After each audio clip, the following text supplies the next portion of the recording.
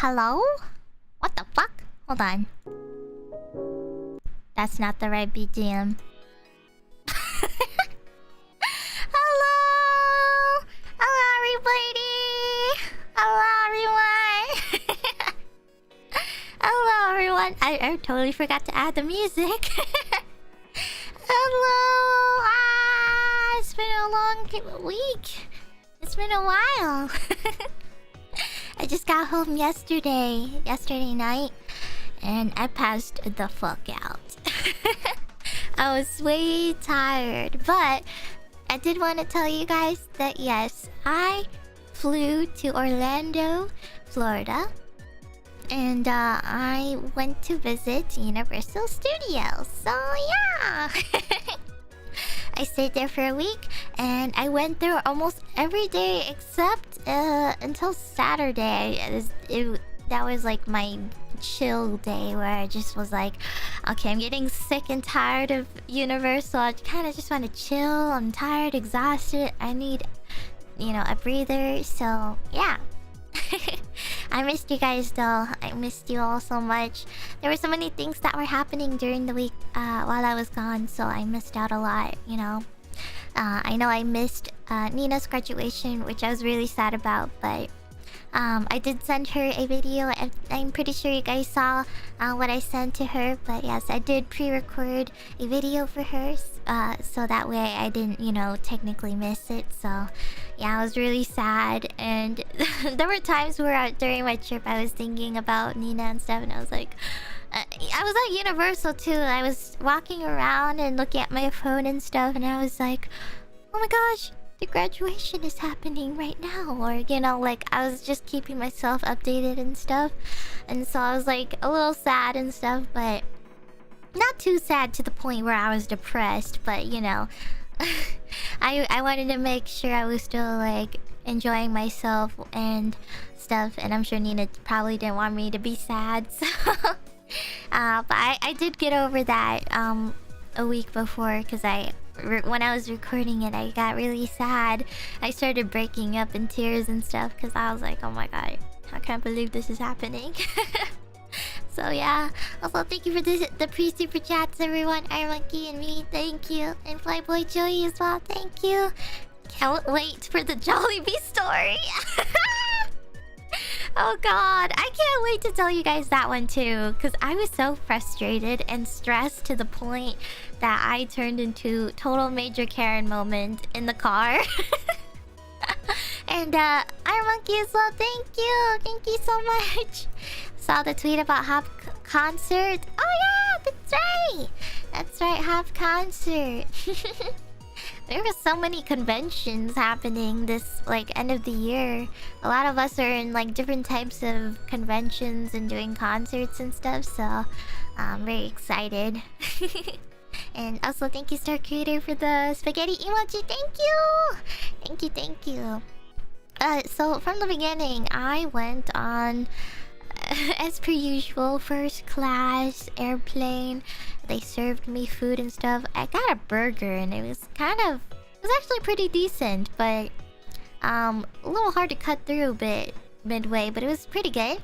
And then also the moment I arrived in Orlando, I got hit by the heat first thing super badly. I felt like I was on fire, like I was being cooked into Kentucky Fried Chicken out there because it was so goddamn hot. But I made sure to prepare myself because I had a feeling that Orlando was not the usual. So I was like, okay, I'm gonna wear the least that I can, tank tops and shorts and everything. So yeah, it sucks there. Also, it rains every single day too.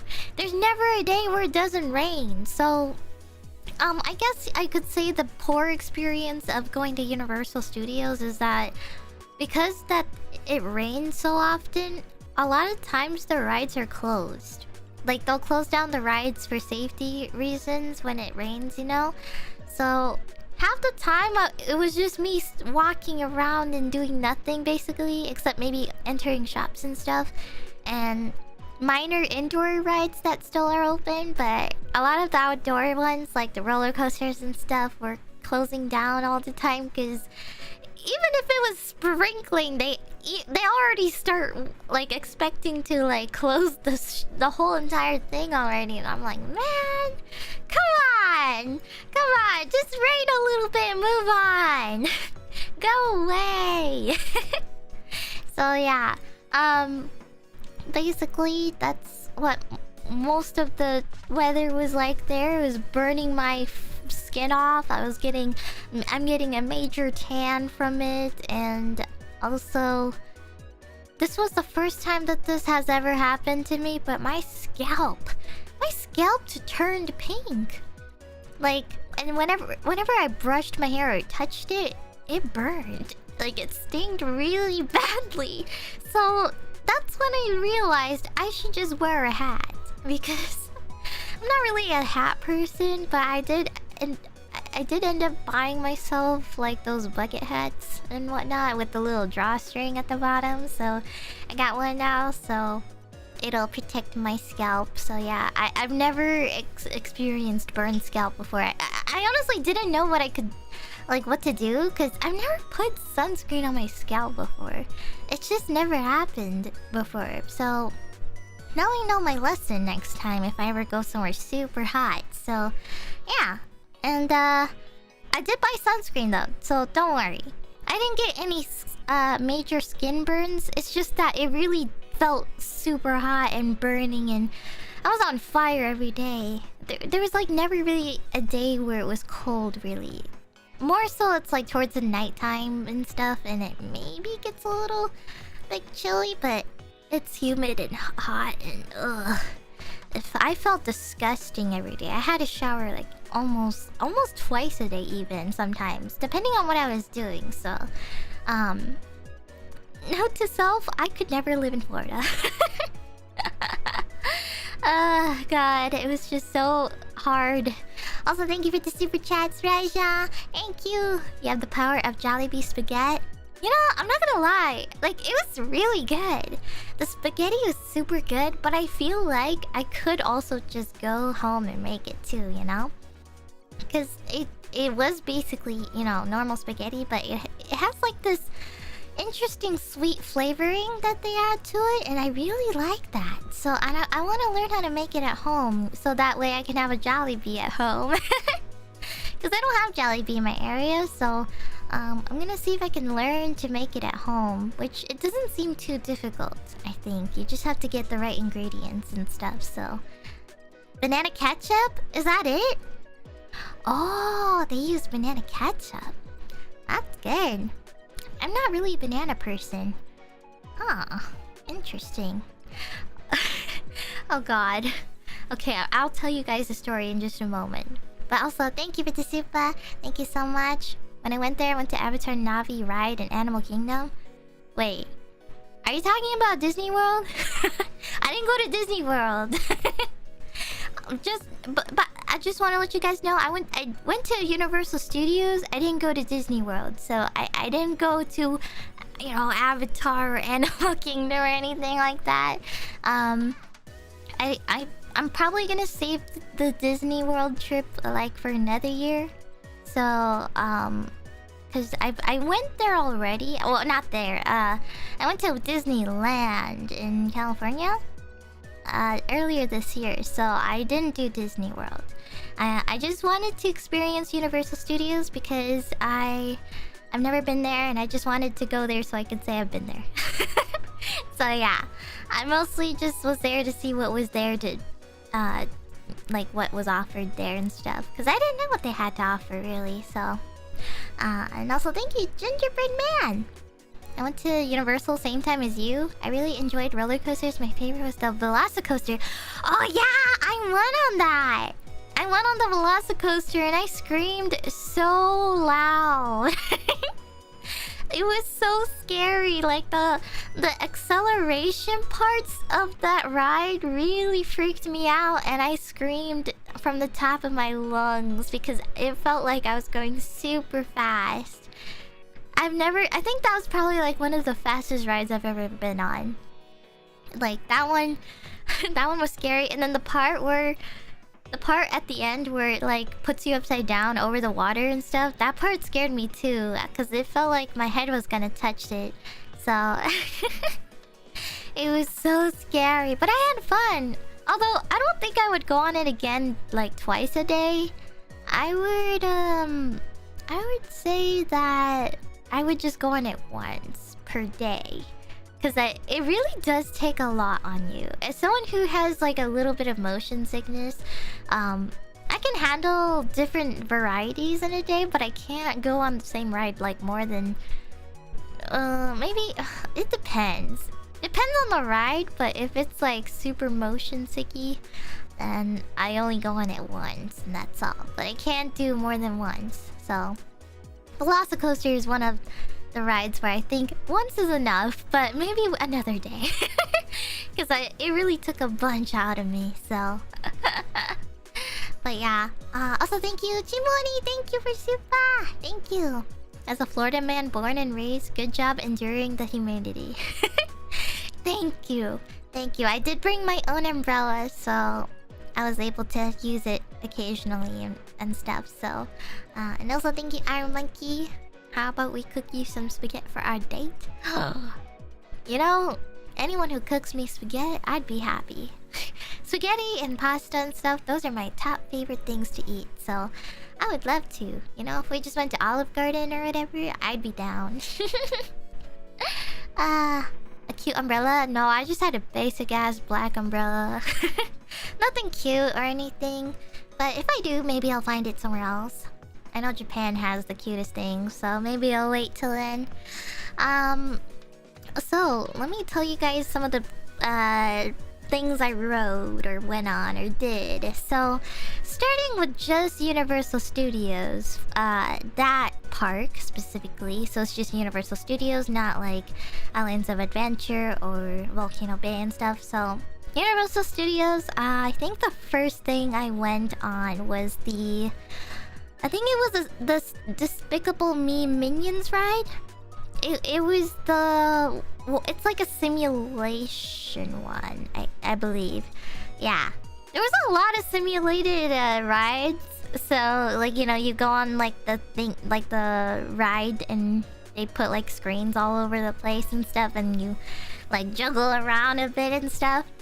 I'm not gonna lie, I'm not really a huge fan of those, but I still went on it because that's like pretty much the majority of the rides is just simulated 3D, 4D or whatever, you know?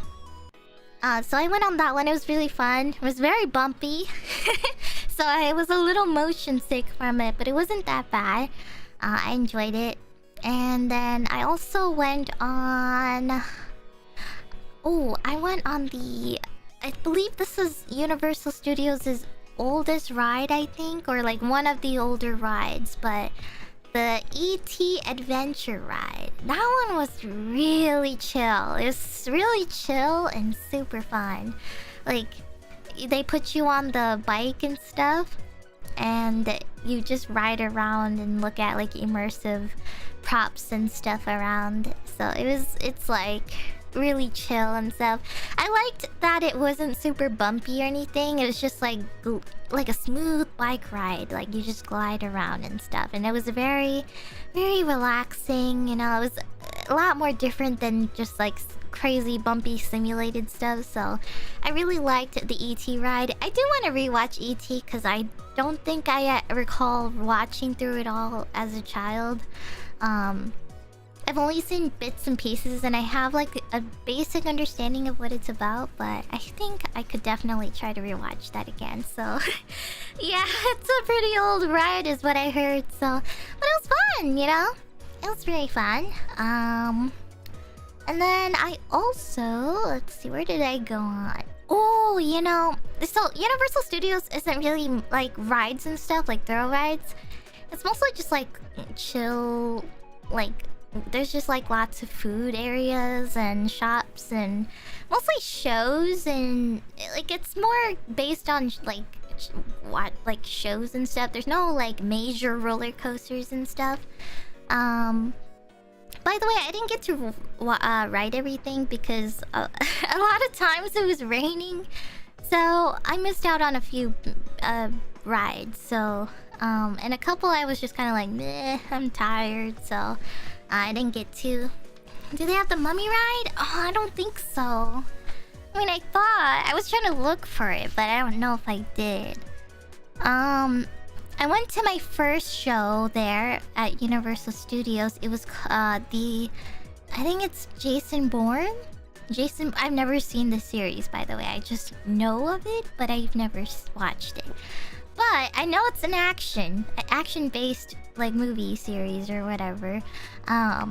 So I went to the Jason Bourne Stuntacular, and basically what it is that there's a guy who plays as, you know, Jason Bourne, and he is a stunt actor who basically does all these crazy things. You sit in this theater room, and then basically they have this simulated like screen in the background for immersion, and like its background props and stuff.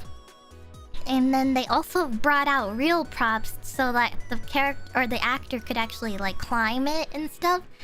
They had like these buildings and stuff that they brought in, and the guy who was playing him was like he was climbing the walls and stuff, like parkouring, and he was a really good fighter. And there was this crazy moment where he was even like hanging on a hook on top of the crowd. I was really scared because I thought he would fall on top of me, but he was hanging on a hook because it was supposed to make it seem like he was hanging from a helicopter. It was like a huge like action scene where he was like fighting people or guys and shooting and stuff, and you would hear the loud gunshots and stuff, and it was a whole action movie, so it was insane. And so you know, I kind of want to watch the movies again, or you know, I want to see the movies because I don't know much about Jason Bourne. So it was fun though. I really enjoyed it. Not gonna lie, at the beginning of the show, they make you watch this like long ass summary plot thing about Jason Bourne, and you stand in this room with like 100 other people, and you're all like claustrophobic in that room. It's all dark, and all the tall people are in front of me, so I barely could see shit. So I was standing there for it felt like 30 minutes in there. I swear, I was like, okay, is this it? Don't tell me this is it. I was like, there's no way I'm standing here watching a show for like, I can't tell if this was the show or not, but they were basically explaining the Jason Bourne series like lore and stuff. So I was like, man, I thought there was gonna be stunts and stuff. No way is it happening right here. And then they finally stopped, and then they directed us to a different room where you could sit down, and I was like, oh, thank God. Thank God, I thought it was gonna be done. And then finally, that's when the real fun stuff happened. So it was nice.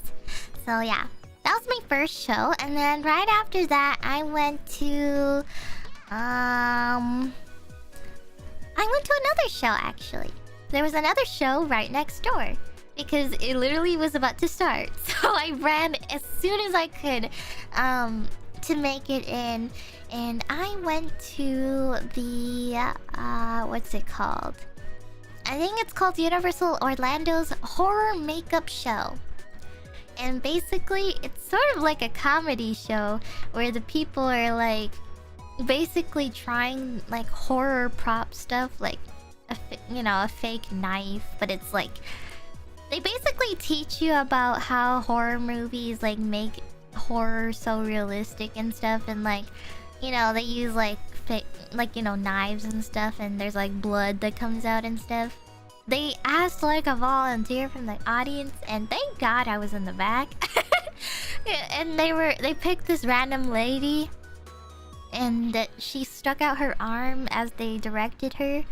And then this guy, he pulls out this knife, and it looks real, right? And then he starts to cut her arm, and I was like, oh my God. No, my God. I could tell, like, I knew this was gonna be fake, but it looked so real to me. And I was like, no way, are they actually doing that? And I was like, how are they doing that? How are they cutting up her arm in front of us. There was also like children in there too. I was surprised. Like even for me, I couldn't even like keep my eyes open sometimes. But the guy was just sawing her arm and stuff. But then he revealed that it was like fake and stuff, and how it wasn't actually real. And they were like showing all these cool things about like horror movie, like techniques and strats and stuff. So it was really good. I think what made it interesting was not the like what is it? Them like giving facts and stuff. It was their comedy. The way that they were talking to the audience and interacting with us, it was so funny. And the guy who was there also, they were like so, their improv was so good. It was so good. Like the people who hosted that show were so good at their job, and I was cracking up and laughing super hard. Like they were funny, and I think that's what made the show really fun. So I really recommend anyone to go to that show, because you know, at first I was kind of skeptical, like, oh okay, they're just gonna like teach us, you know, it's gonna feel like a lecture class, you know, but they made it all fun and twisted, and it was just fun. Like, I was really enjoying myself. So yeah, I recommend going to the Jason Bourne Spectacular and the horror makeup show, which they're literally next door to each other, so it wouldn't be too far of a walk even then. So so I went to those shows. I think those are the only two shows that I watched. I also went to, actually right across that area is actually the Hello Kitty store. They have Hello Kitty, and the whole theme of it is Hello Kitty and different types of movies and stuff. Like, they had Hello Kitty merch headbands, and they had purses and cute Hello Kitty accessories, like cups and t-shirts and stuff. They even had like Hello Kitty themed Universal stuff, like Hello Kitty E.T. or Hello Kitty, what is it, Jaws? Or I don't know, it's just like Hello Kitty anything around this area. So it was just like a collaboration and stuff. So yeah, I'm not gonna lie, I wanted to buy some stuff, but I felt like it was impulse. Because they had some really cute bags and stuff and wallets, but I knew that for a fact that it's just gonna be lying around my room. So I decided against it, and I was like, it's okay, maybe I want to go to Japan. So yeah, but it was nice to look around in there. And you know, everything's super expensive there. It's like so overpriced. Like you're paying like almost $8 to $10 for just a drink, you know. And or you're like paying like almost $20-50 range food for just a small portion, you know. It's crazy. It's super expensive, but that's how they make money, and people will still buy it anyway. So yeah, speaking of food and stuff, I got to try butterbeer. I got to try butterbeer from a Harry Potter series, and I have to admit that it was probably one of the best drinks I've ever had there. Like, out of everything, I have to admit the butterbeer was probably the best thing there, because it was literally just root beer. Like a really, really buttered root beer. And it was so good! Now talking about Harry Potter, I did go to, I think it's Diagon Alley? It's like hidden behind this like brick wall, and you have to go through it. And then once you get inside, you immediately are met by like this huge area that's like Harry Potter themed. Like you're actually in the area of like when you, I think it's like in the beginning of the movie where he like goes to school for the first time, but he gets his wand first and everything and stuff like that. So Diagon Alley was like super immersive. There's this huge dragon on the rooftop too, and it blows out hot ass fire. And it was so funny because I was with my sibling, and they were like looking at it and like, ooh, you know, it would be funny if that dragon blew fire and stuff. And then the moment we turned around or like, you know, looked at it again, it it blew out fire, and you could feel the heat on your face, like up close, and we were like, "Holy shit!" Like it scared the crap out of us. But it was like perfect moment, like when we were talking about it. So yeah, it was really fun though, and I also got a couple wands. I got I think I got the special collector's edition, like one that you can only get at Orlando and nowhere else. It was because I spent a minimum amount, because I bought the whole Slytherin robe. So I bought Slytherin robe with the scarf, and I also got like this cute headband and scrunchie to go with it as well. And I also have Luna's wand, because she's my favorite character. And then I got the collector's wand from spending a certain amount by using the gift card or whatever. So it was like some special deal, and they said it's best if you do this to get a free wand out of it. So I was like, okay. So yeah, it was super fun. I'm glad I was able to get the robe, but I couldn't wear it because of how freaking hot it was. So I couldn't even think twice about wearing that thing around. And for the people who are wearing that around, they're freaking crazy. They're insane for wearing that thing, because it's sweaty as fuck over there.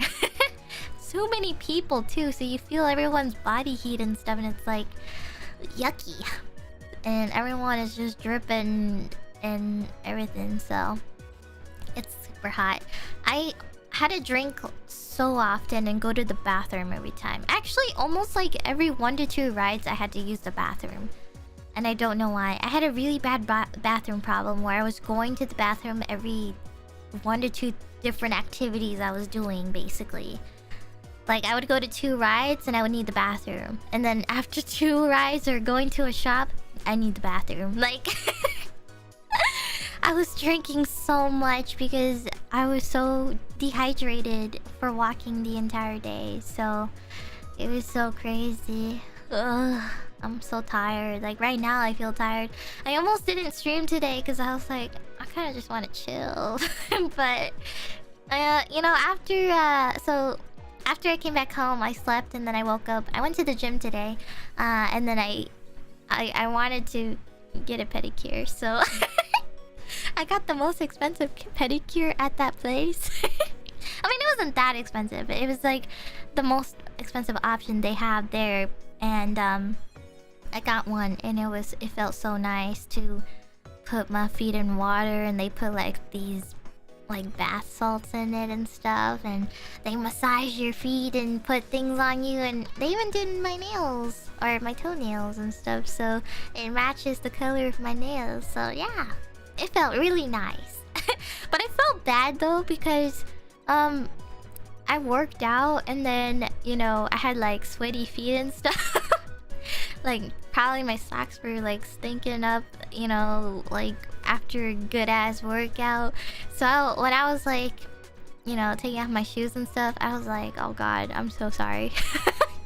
I'm so sorry you have to deal with me right after a workout, when you probably get guests that just come in when they're like not sweating their ass off. So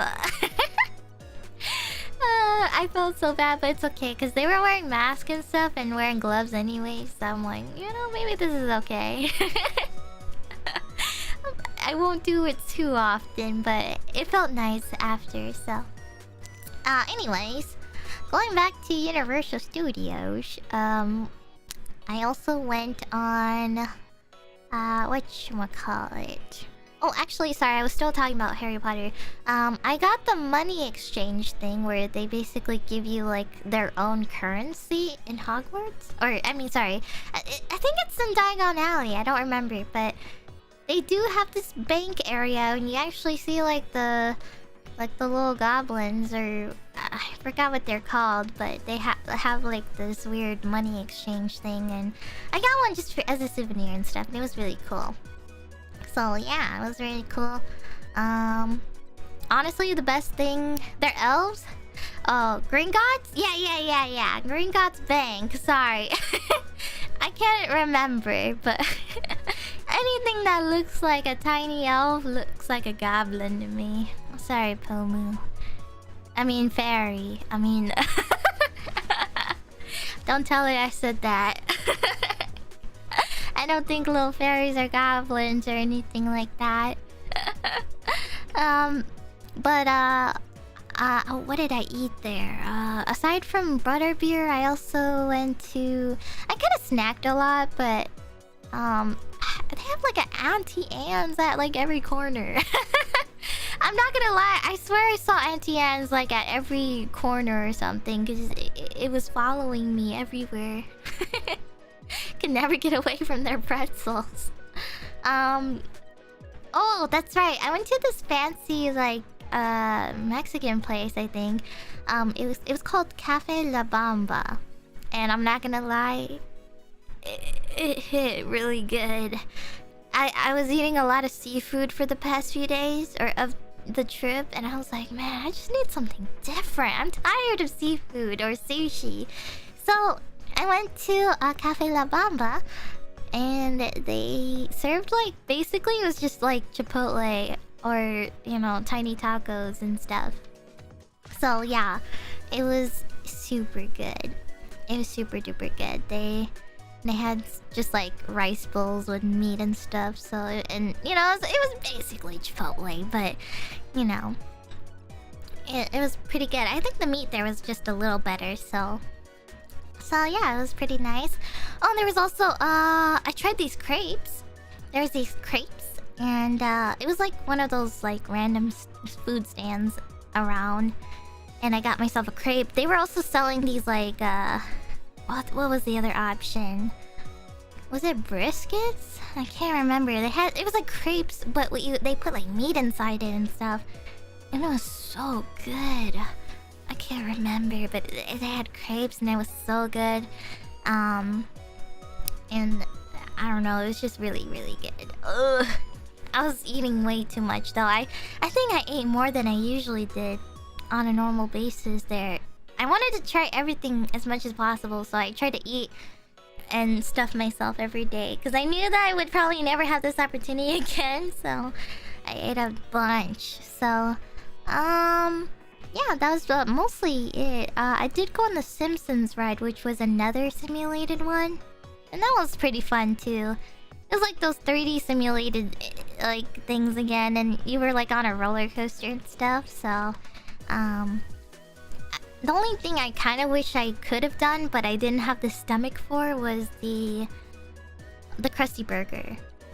I was kind of craving burgers, but I just couldn't stomach it at the time. I couldn't think about burgers, so unfortunately I couldn't eat at the Krusty Burger, but that's okay. So yeah, I just pretty much wandered around Universal Studios. And it was really fun. I went there like maybe probably just like a day, I think. I don't remember, because the other places I kind of went twice and stuff. So after Universal's, there was Islands of Adventure. Actually, Islands of Adventure was the first place I went to. And the first roller coaster I went on oh no, actually I went on Cat in the Hat. Cat in the Hat was like the first thing I went on, because I was going in like a counterclockwise motion around the map, so I saw the Dr. Seuss stuff first. So I went on that. That one was pretty chill, because you're just on a cart thingy and you go around and see props of Cat in the Hat, and they'll spin you a couple times there and there, and it was fun.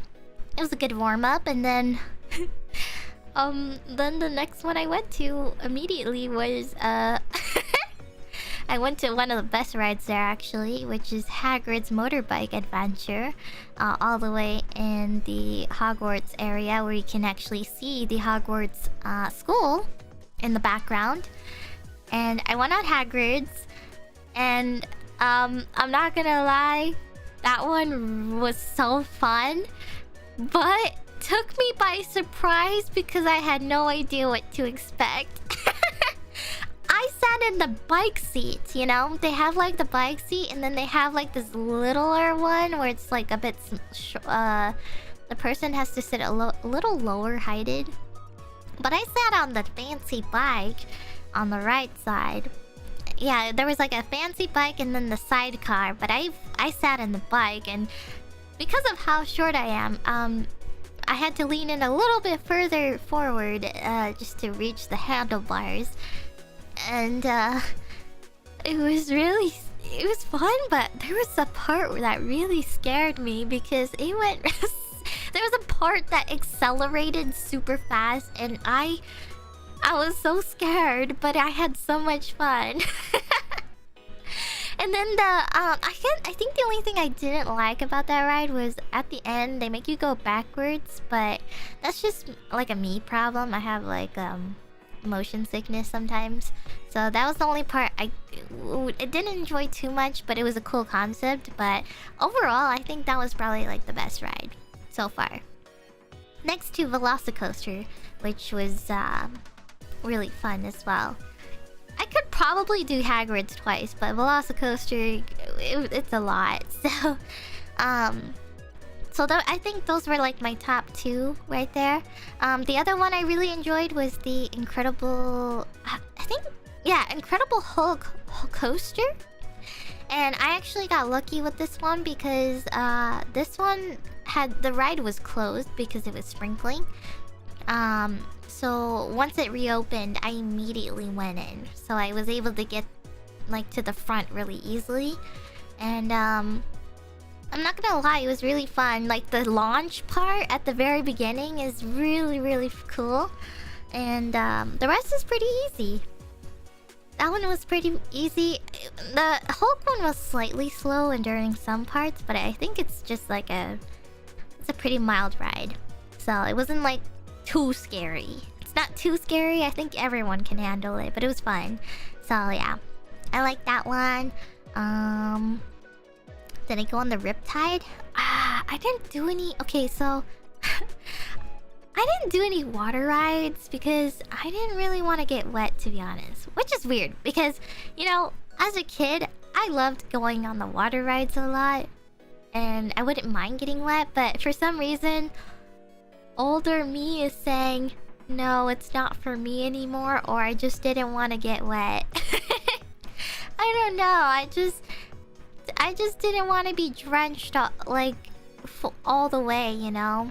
I think they also had one for it was like in the King Kong or Skull Island area. They had like a bunch of water rides there, and I was like, wow, that looks fun, but I didn't want to be wet, you know, which is uncommon for me to say. Like, I think old me would have said, yeah, I want to go on all of those, but instead I was like, I just don't want to be wet because the heat was killing me and I didn't want to feel disgusting afterwards. So I was like, you know, I'll just stick to being sweaty.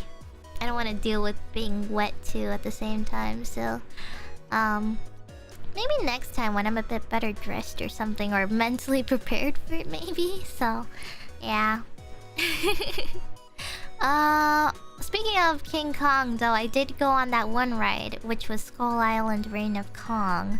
It's the simulated one where you go inside this like dark, creepy cave. By the way, I barely could see where I was going. I had to stare at the ground really hard because it was so dark and I felt like I was gonna fall down.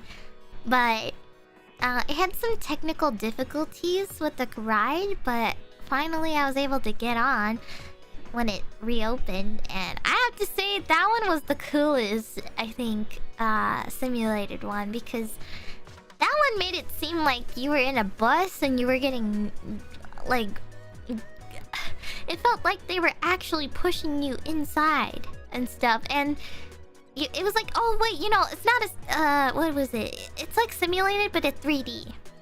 So you wear the 3D glasses and then like it would make it seem like things were going through the bus that you were riding on and stuff. So it was really cool. And there was this really disgusting part where like these nasty worms were spraying their nasty goo on us, but they just sprayed regular water. But when I saw the simulated thing, it made it seem like they actually like gooed on you and stuff. It was so gross, but yeah. That one was fun though. I really liked it, and they made it seem like you were going in a bus trying to get away from like these dinosaurs and stuff. It was so cool. I hope they make a Jurassic one like that. Unless they do, and I just totally missed it. But yeah, it was really fun. And then after King Kong, I got to see... Oh, you know, I went to see The Amazing Adventures of Spider-Man. The Spider-Man simulated one. It's basically a simulated thing where you wear 3D glasses again. And they make you, like, fly around the city and stuff. And he brings you along the ride. So, it was pretty fun. I enjoyed it a lot. There were some parts that really made me scared though, because that one made you feel like you were falling down from the sky sometimes. So there were some parts that made me scream just a little bit. So yeah. And after those ones, I think the one thing I had for food wise was the Dr. Seuss Green Eggs and Ham Cafe. But it was mostly just like tater tots. It was mostly just tater tots. Because they had different tater tots, like pizza tater tots, or green eggs and ham tater tots, or some weird customized ones that they had. But it was good. It served a lot though, because I couldn't really stomach all of it though. But it was pretty good. Tater tots are so base, they are. Oh yeah, the Who Hash! That's the one! I tried the Who Hash and the... what was the other one? I think it was actually green eggs and ham, so... I tried those two. They're pretty good, I'll admit. So yeah, that's like pretty much Island of Adventure. I mean, I could tell you that I did go through some of the shops and stuff. You know, to be honest, a lot of those things in the stores and stuff are shared... They're like equally shared all around. So like, once you go in the Universal store, you'll notice that a lot of those items are like spread across the place. So like, some places are just already selling existing Universal Studio Store merch. So if you've been through the general merch store, you'll probably see those things again in the like smaller stores and stuff. So they had a lot of cool souvenirs and stuff. I got a Hello Kitty souvenir keychain. It's just like Hello Kitty with the Universal Studios globe. And whatchamacallit? Oh, I got what was it? I tried not to spend too much money on souvenirs, but I think what did I get? I feel like I'm not much of a souvenir type of person. Like maybe just one thing, but everything else to me is just more like impulse buy, you know? Like, oh, there's these cool bags and stuff, but I already have like 10 bags at home, you know? Or like, okay, cool t-shirts and stuff, but maybe I'll just wear it once or twice a year. So I don't know. A lot of it was like, those are things that are just gonna lie around the house. So I didn't want to spend too much money on those stuff. Plus they're really expensive too. So I don't know. Most of the stuff I bought was actually just from like the regular mall, because I did go to the regular Florida mall, which is like I think one of their largest or biggest ones. The Florida mall. And I kind of just went to like the basic generic stores, like I don't know, Hot Topic, or actually they had a Formula 1 store over there, but I noticed that actually some of the online pricings are cheaper than the ones in store, so I was like, maybe I'll just wait. But yeah, they had Max Verstappen, and you know, they had McLaren brand and stuff, you know. So it's pretty fun. They had all of the Formula 1 drivers there, or like their outfits and the teams and stuff, so yeah, it was pretty fun. I like their jackets a lot. What else? Oh yeah, and I got a massage there. I got a massage at the mall because I was so tired. This was like near the end of the week, so that was like at a point where I was like, okay, I could really use a massage right now. Both body and foot massage because my feet were hurting so bad. I could survive for 3 hours, but after like walking for 8 or 10 hours all day, it hurts. It hurts so bad, and I'm also flat-footed, so I have it worse than most people who have those perfect arch foots and stuff. So I was like, ugh. So yeah. But I had like really comfy shoes, so it was better than nothing. So also, I just want to say thank you again, Iron Monkey, for the super. I'll cook you homemade. Yay! I like homemade. Also, thank you, Thunder Cookie, as well. Was at TwitchCon in Paris last weekend. Oh, wait, Paris has TwitchCon? And actually found some Niji merch, so I bought some. Also brought the Niji puppets and got some reactions. Oh, that's so cool! I've never been to TwitchCon before. I don't really know what to really expect there, so maybe I'll do some research. I don't really know what I would be looking forward to, so maybe I'll think about trying to go one of these times. And also thank you, Komanite. Thank you. Welcome back, Fish. Hope you rested well. Anyway, spill the beans on how many rides did you not reach the height requirement for solo rides? Okay, guys, I'm not that short, guys. I say I'm short, but I'm not a child. Okay? I'm not a child. I can still meet the minimum requirements. And also the minimum requirement is actually pretty small. It's really, really small, trust me. I see like their parents with their little children going on these crazy rides, and me at their age, I probably would have been scared shitless, so no. I'm tall enough, trust me. I could ride any of them. Also, thank you, Kunia. Thank you. Saw your post about you being a Slytherin. Say it ain't so. You are another girl I find interested in that is a Slytherin girl. Is the world trying to say something? I don't know. I think the reason why I like being in Slytherin, okay, it's mostly just because I feel I feel like most people would go with Ravenclaw or like Gryffindor, or you know, like the other houses and stuff. But I don't really. It's really rare to really like hear someone say they want to be in Slytherin. At least, like people I know, at least I don't think most people I hear say they want to be in Slytherin. But I don't know.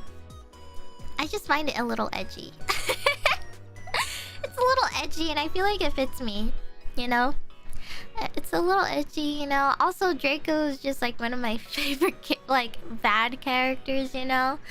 He's like, I don't know, he's just kind of funny, you know. So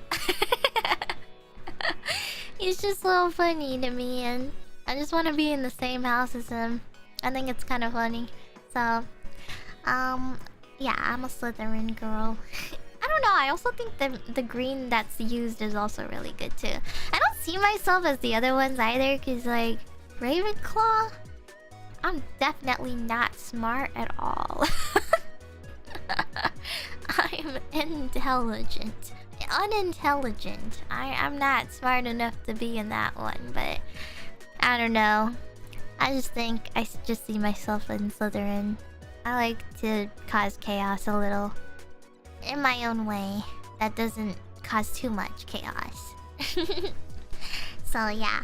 Also, thank you, Iron Monkey. Thank you. Thank you for seeing us today, even though you are tired. I am, but you know, after a good workout this afternoon, I feel a little energized today. So I'll make it sweet and quick today. Maybe I'll just do like 2 hours. So, thank you.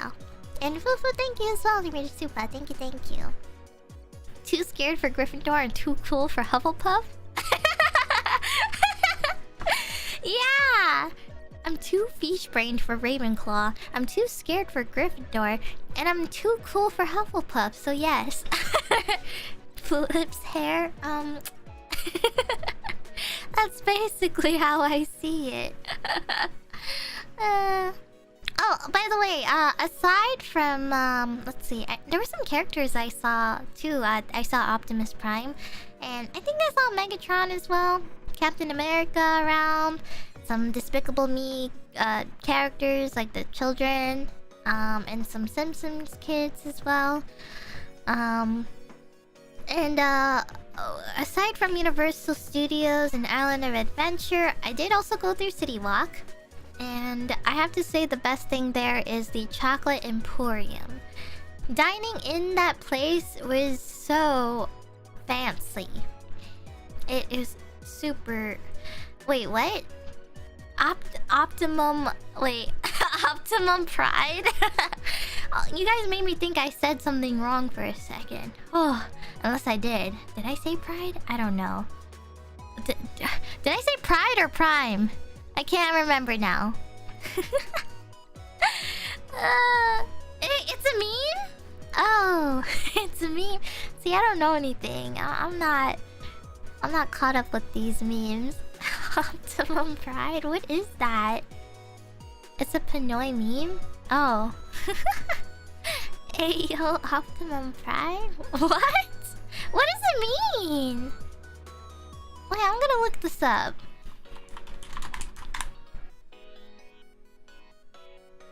Oh, it's actually translated. Wait, hold on.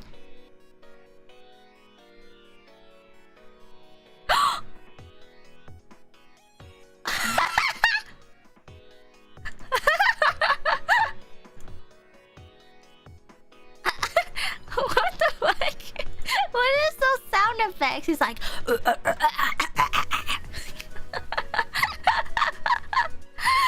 Oh my god! That's fun. And the first thing that he said threw me off. This is so good.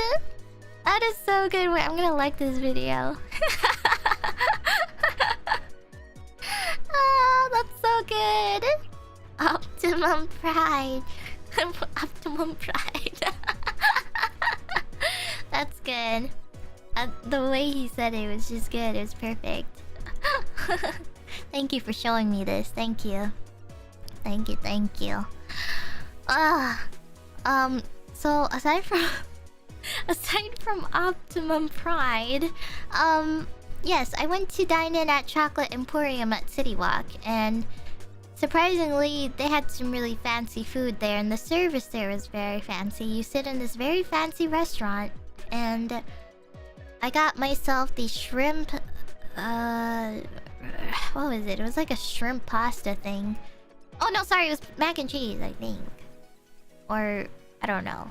Wait. I think it was shrimp mac and cheese. I think. And I got their really fancy milkshakes too. And they had these like really special shakes where they put it in this like jar and stuff, and it looks super decorated and fancy. And I think I got the chocolate fudge one. I forgot what the exact name of it was, but it's the only chocolatey one. So, yeah, it was really good. And they have this like store too you can look at, like merch and stuff, and it was pretty nice. I didn't get too much chocolate though, because I was overstuffing myself, but I had it late at night and it was so good. It was super duper good. So yeah. I went to Chocolate Emporium.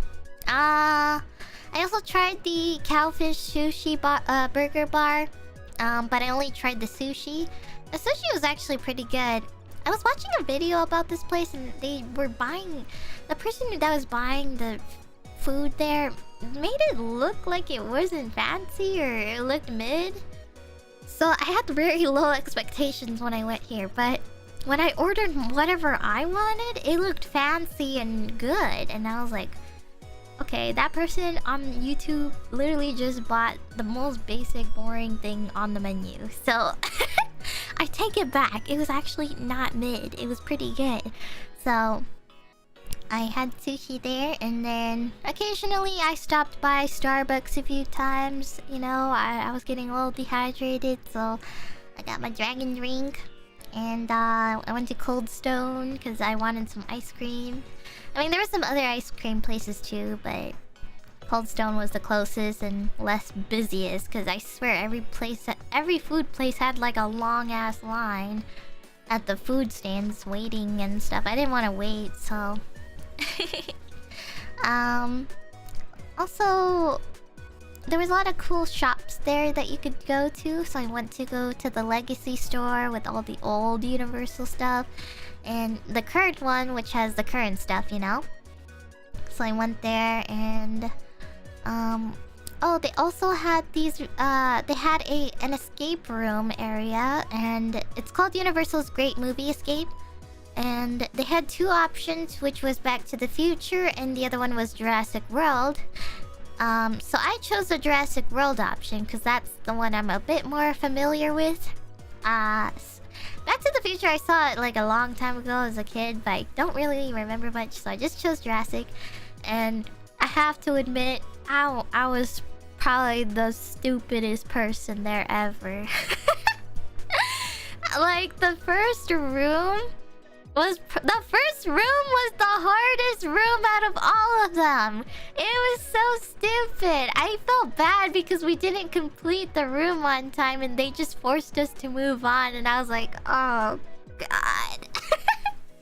Oh god, how did I not just get the first room? I literally have played escape simulator games and yet I couldn't beat the first room. And basically what the first room was that it was about dinosaur DNA and stuff, and you had to match the DNA like genes and stuff. Like, okay, apparently intelligent knowledge was required for this one, but you had to match the freaking DNA like order, like, you know, AT or CG or whatever. That bullshit. I don't remember that. That was back in high school, and I don't remember that shit. But apparently you needed to know how to match the letters from AT or AC. I don't know, it was like CG or CT, you know, blood DNA matching to match the right dinosaur. It was so complicated. I was like, okay, I can't. I don't remember this. Because I thought it was something else, but apparently it wasn't. I totally forgot ATCG, so my bad. I thought it was like... Yeah, it was like... what was it? ABAC? I don't know. It's just like crazy math or science stuff that I couldn't remember. Not math, sorry. But the room next was a lot more easier, and I was able to actually finish all the rooms past that. Some took a while though, so... I did get to escape at the end, because technically they kind of force you at a certain time limit.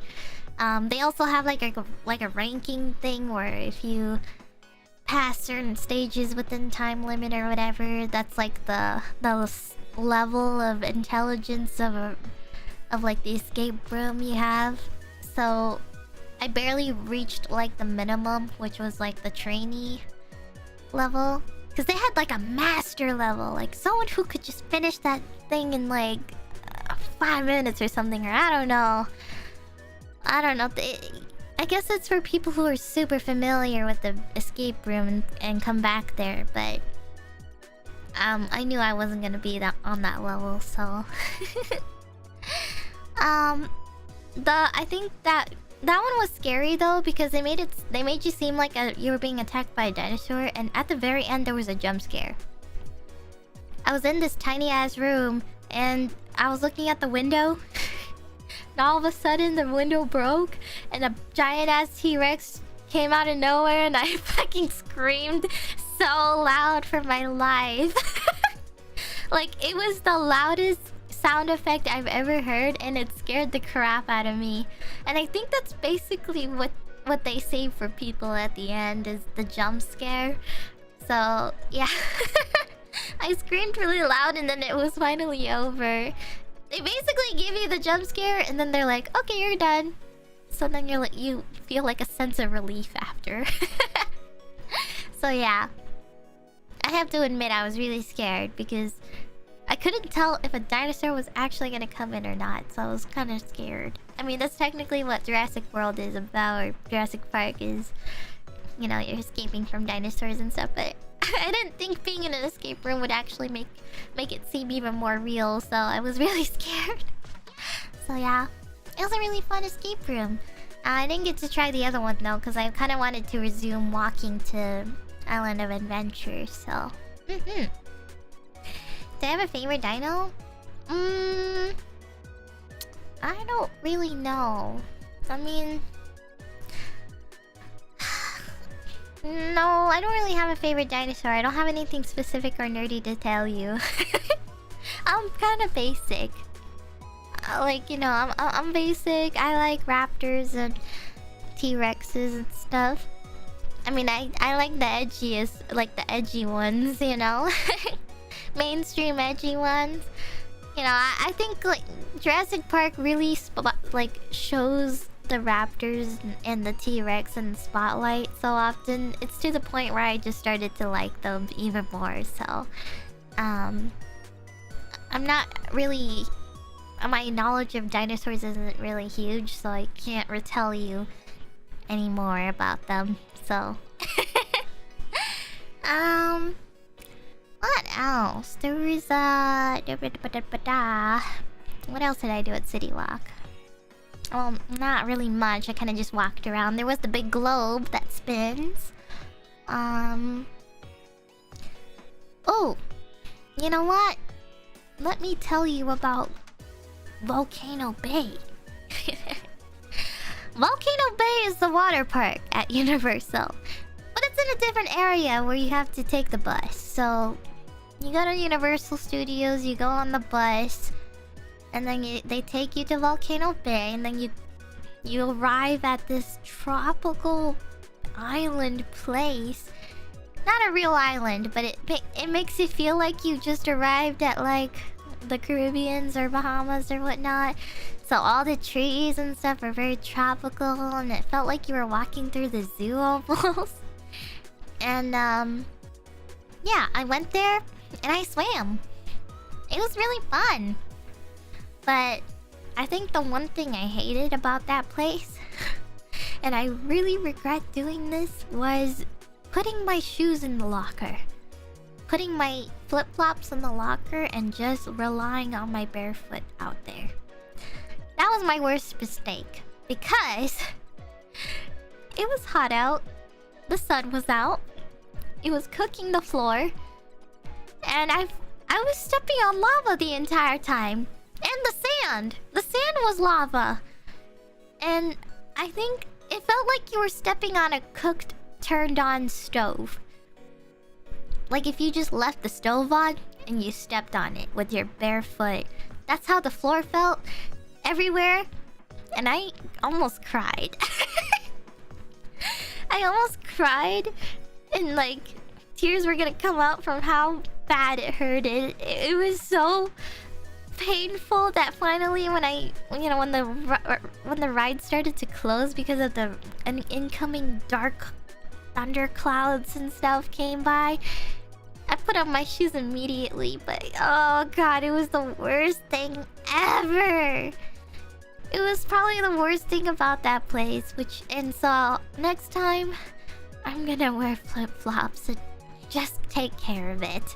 Because I didn't want to walk around and carry it around and watch out for it like it was my child, but I really regretted it. Luckily they had like these water sprinklers on the bottoms where you could wash your feet and stuff, but there were like moments where they weren't there, and I had no choice but to step through it, and it burned super hard. It was really bad. But the wave waters were cool. There was a place where the waves were on. I even got stuck on the waves actually, because apparently when you sit near the shallow water, the waves hit harder. So I accidentally made a mistake to sit down at the shallow water. And when the waves came, it hit me so hard that it was scratching me against the floor. And I couldn't get up because the waves kept coming super quickly. And the waves were just pushing me and pushing me and pushing me. And I was like, I couldn't even get up. I seriously, like, the waves were hitting me so hard that I couldn't stand up. Like, there was no grace period of no waves. I just couldn't get up. And I was stuck there. The water was hitting my face every time. And I was like, oh god, I can't get up. And my fucking sibling was laughing at me because they saw me getting pummeled by the water every time. And they were just watching me suffer. So it was funny. So yeah, I experienced that. I also went tubing in the winding river. I went on the slide. I went on this big slide. It was like a green one where it's like those big family slides. I really wanted to go on the blue one. The blue one was probably the scarier one, but I didn't get in line for that because the time limit was longer. So I went on the green one because it was shorter.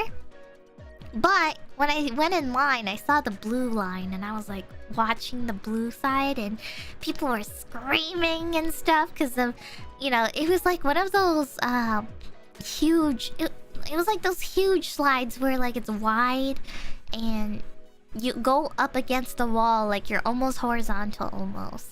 And it's like the big tube rides, like family 5 size tubes, and it was so fun. But yeah, that one was pretty cool. I didn't get to ride the blue one though. I really wanted to, but the ride's closed, so unfortunate. I also had pizza. There was this place called Waka YY Eats or whatever, and they served these really good pizza. It was like long and, well, basic ass me just got cheese pizza, but they had other options too, like Hawaiian pizza and stuff, but I would never look at it ever. But having pizza and swimming was the best thing to do. And the one thing I couldn't get to try because it got... Basically, the rides closed early because of the weather. But I really wish I went on the body plunge. But I kind of chickened out and kind of felt a little relieved.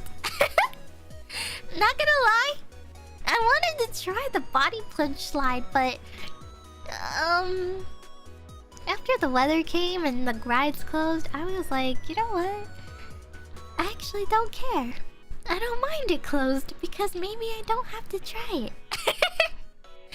It was just like a minor excuse for me not to go on it because it was one of those tube thingies where you go inside it and then you cross your arms and then the floor just drops you on the slide. So I was a little scared.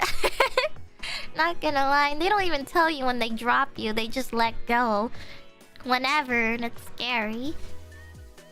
So yeah. I think Volcano Bay was probably the closest thing I could say that gave tropical island Caribbean vibes. So it was pretty nice. It was pretty. And after that, I just went home and chilled, I think. Or went to City Walk, maybe, I don't know. I kind of like... Throughout the week, I kind of just went between the parks. Depending on the weather situation, so... Alright, so let me tell you guys. Let me tell you guys about the Jollibee spaghetti, okay? I remembered, this was like, I don't know, 8 p.m. at night or whatever, and I was like, oh, I remembered.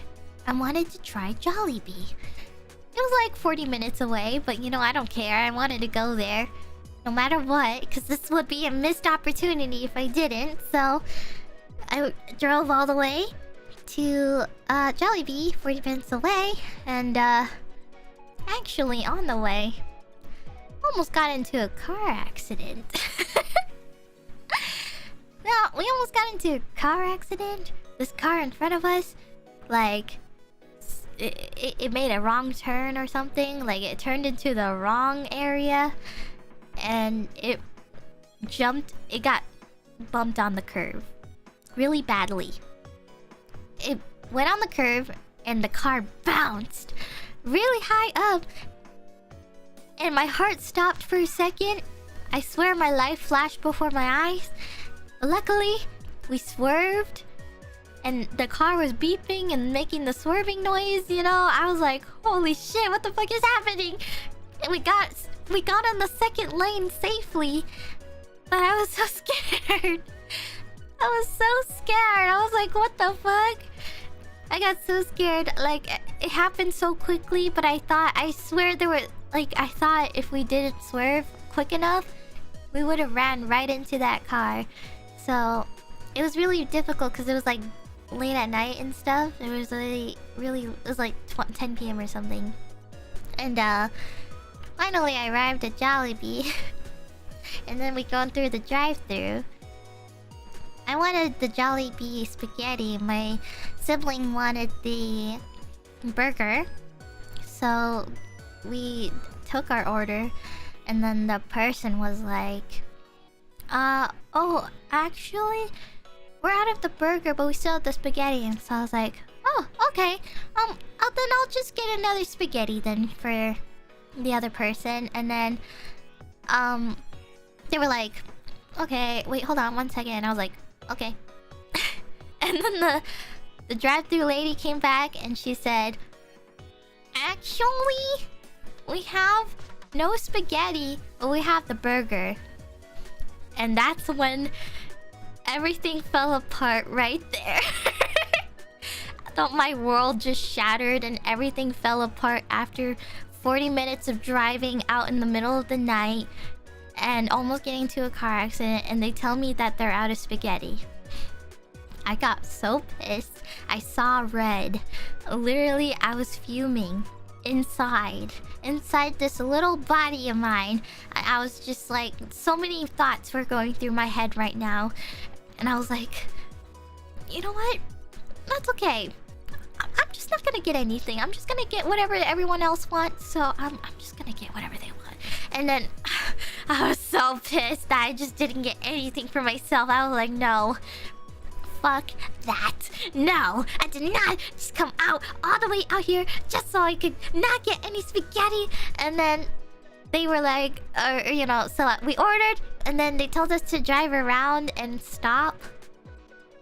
You know, they told us to park and stop. And I was like, wait, isn't this like a drive-thru? There's like no second window? So they made us go around the shop and we parked. And we waited there for like 30 minutes. I swear, it felt... I was like, hold on. Is this even a drive-thru? Why are we going through a drive-thru and standing here for like 20 minutes waiting for our food? And I was getting pissed. I was venting in that car. I was like going off on them. And then finally, one of the staff workers came out. He was wearing like a gray uniform, which must have indicated he was some sort of manager, because the regular employees are wearing red. And so he brought out our order, and then, you know, I thought it wouldn't hurt to ask about the spaghetti thing again, you know?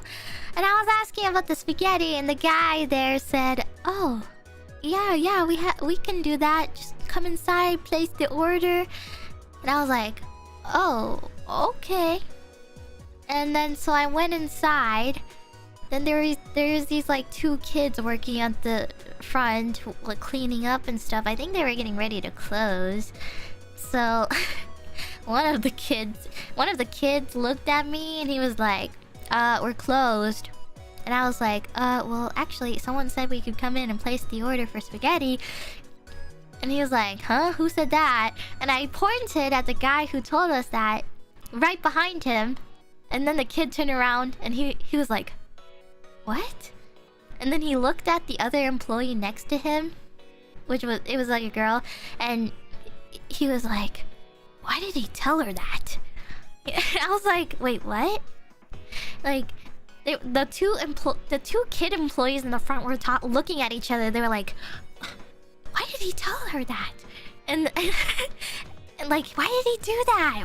And so at this point, I was just like, what the fuck is going on? You know, like there was some heavy miscommunication here, but I think what happened was they were closing up and they probably closed the registers already, but I think the manager made an exception that the kids didn't know about. So apparently there was like 1 pack of spaghetti sauce left that they had, so they heated it up for me and gave me the spaghetti, which was awesome.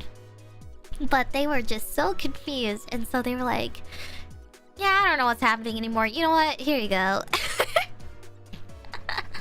And they didn't even charge me for the drink, but they did for the spaghetti, which was, I guess, their end, I guess. But I left happy. So I left happy, but I was still going off about what the fuck just happened. I was like, what the fuck just happened? Like, that was probably like the worst experience I've ever had in my life. I've never had such horrible bad service before. And to be honest, this wasn't even just Jollibee. I felt that everywhere in Florida. I felt like the service was bad in general. Whenever I went shopping at like a retail store, it felt like those people there never wanted, like, they don't care or like want to work there, you know? They don't sound like happy and bubbly and like, welcome, come in, you know, stuff like that. When I walk in the stores, they're just like, just there to be there and stuff. So yeah, that was my Jollibee experience. Horrible experience, but maybe I'll just wait till during the day, I guess. I think I'm going to try to get Jollibee. Actually, this is my #1 rule in general, is to not eat fast food past like 9 p.m. Eating fast food past 9 p.m. is a red flag for me, because that's when everyone messes up the orders. Last time I ordered Taco Bells at 9 p.m, they literally missed, like, I think they missed like half my order. And I was pissed. So, I never trust buying fast food past 9 p.m. or like at the night time. I always get it during the day, because I just feel like I can trust them more. Or like, maybe the actual manager is there, you know? And not just like a bunch of kids just working at night or whatever, and they just want to go home and get out of there, you know? So that's why I like to buy my food during the day, because I feel like actual adults there are working instead of just like the kids who just got off of school, went to go to their night shift, and then last hour they just want to get the fuck out of there and be lazy, you know? So I'm like, nope, I'm not. No more fast food at night. So so that was my Jollibee experience, but I will admit the food was really good.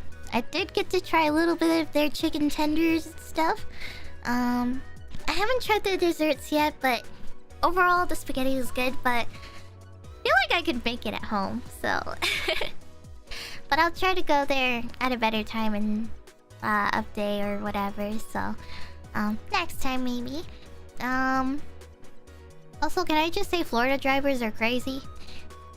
I feel like they're worse in California.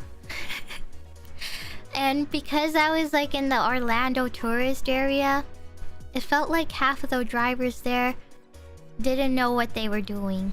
They're absolutely insane. I saw one guy literally trying to squeeze in between cars and just like going through the cracks like they were a mouse. And I was like, what the fuck are you doing, bro? And there's some really aggressive drivers. Like, I would be at like a red stoplight, and then once it turned green, there's already a car beeping at me, and I'm like, what the fuck, man? Like, what the hell? It literally just turned green. What do you want me to do? I'm just like, why? The thing barely turned green. Why are you honking at me? You know? Why are you honking? So there's just a lot of crazy aggressive drivers, and half of these people don't know what to do because half of these drivers are tourists, so they don't know which lane to pick. They don't know which one they want to turn into. So then when they need a turn, they last second signal to go right, and then you're literally almost about to run into them. I hate it. The amount of times that I switched lanes and that car literally switches the same lane into ours, and then once we switch lanes again, that person's also switching again, and cars that don't know which road they're going on, so they're trying to squeeze into other lanes and stuff. It was so frustrating. It was super frustrating driving around Florida because literally half of these people were tourists that didn't know what they were doing and didn't know the roads well. So they're just picking and guessing lanes and picking random turns to like signal, and then they don't turn into it. And so I'm like, hello? Are you gonna turn or what? Like, what are you doing? So yeah, it was just horrible. I would hate to drive in Florida. I would have to like, you know, it's just crazy. It was just insane. Ugh, I hated it. They're crazy. As a Floridian, just want to say sorry. It's okay. I'm not gonna lie, I think even the local parts of Florida were kind of scary. The local parts of Florida were very scary. You know, tourist part, I'll admit it's crazy out there in the roads, but the local parts feel a little scary because there's just a lot of people who don't follow the roads or follow basic driving rules. Like I said, when I almost got into that car accident, I did that in an area where it was local, not in the touristy area. It was like smaller shops and business stores and outlets and stuff, you know? And people jaywalking everywhere, and people who were walking across the stoplights even though the pedestrian sign's not even on, and you almost run into them late at night. Like, what the hell? So yeah. I also what was it? Oh, you know what? I also got to go to Uniqlo. I got to go to Uniqlo because I totally forgot they had a Uniqlo. I've only been to Uniqlo in Japan or in New York, but I didn't know they had one in Florida at Disney Springs and at the Florida Mall too. And I bought so much clothes there, even though it was just basic ass t-shirts and stuff, because you know that's what they usually sell, is just basic stuff. But it was nice. It was nice to see Uniqlo again. And also I did go to this like anime store or whatever at Florida Mall. They were selling like some K-pop stuff, and most like they had some Sanrio stuff too. I have a bunch of Kuromi stuff. And what else? Oh yeah, I said Disney Springs. I went to Disney Springs, so you know I did mostly go to Universal Studios, but I also went to Disney Springs because it was close by, and it's not like you need a ticket to go in. It's just like a shopping outlet food area. So I went there, went to Uniqlo, I went to the M&M store. Here's where I spent most of my money at, but I went to Lululemon. I think I bought like maybe $500 worth of clothing, even though it was just a few pieces. But you know, I recently got into Lululemon basically. I used to hate it because I thought it was too normie for me, but then all of a sudden, after I started taking interest in working out and stuff, I bought a bunch of Lululemon stuff. So yeah, I invested in some nice pair of tights, and got some nice sports tank tops and bras and flared tights and stuff, and yeah, I got my essentials that I need. So yeah. So most of my money went to that, you know, which is kind of stupid and funny because, you know, Lululemon's everywhere, so you can I could have basically basically just went to Lululemon in my area and just got that instead. You know? It's like, imagine like flying out to like a different country, or maybe not a different country. Maybe like flying to a different state in America just to eat McDonald's, you know?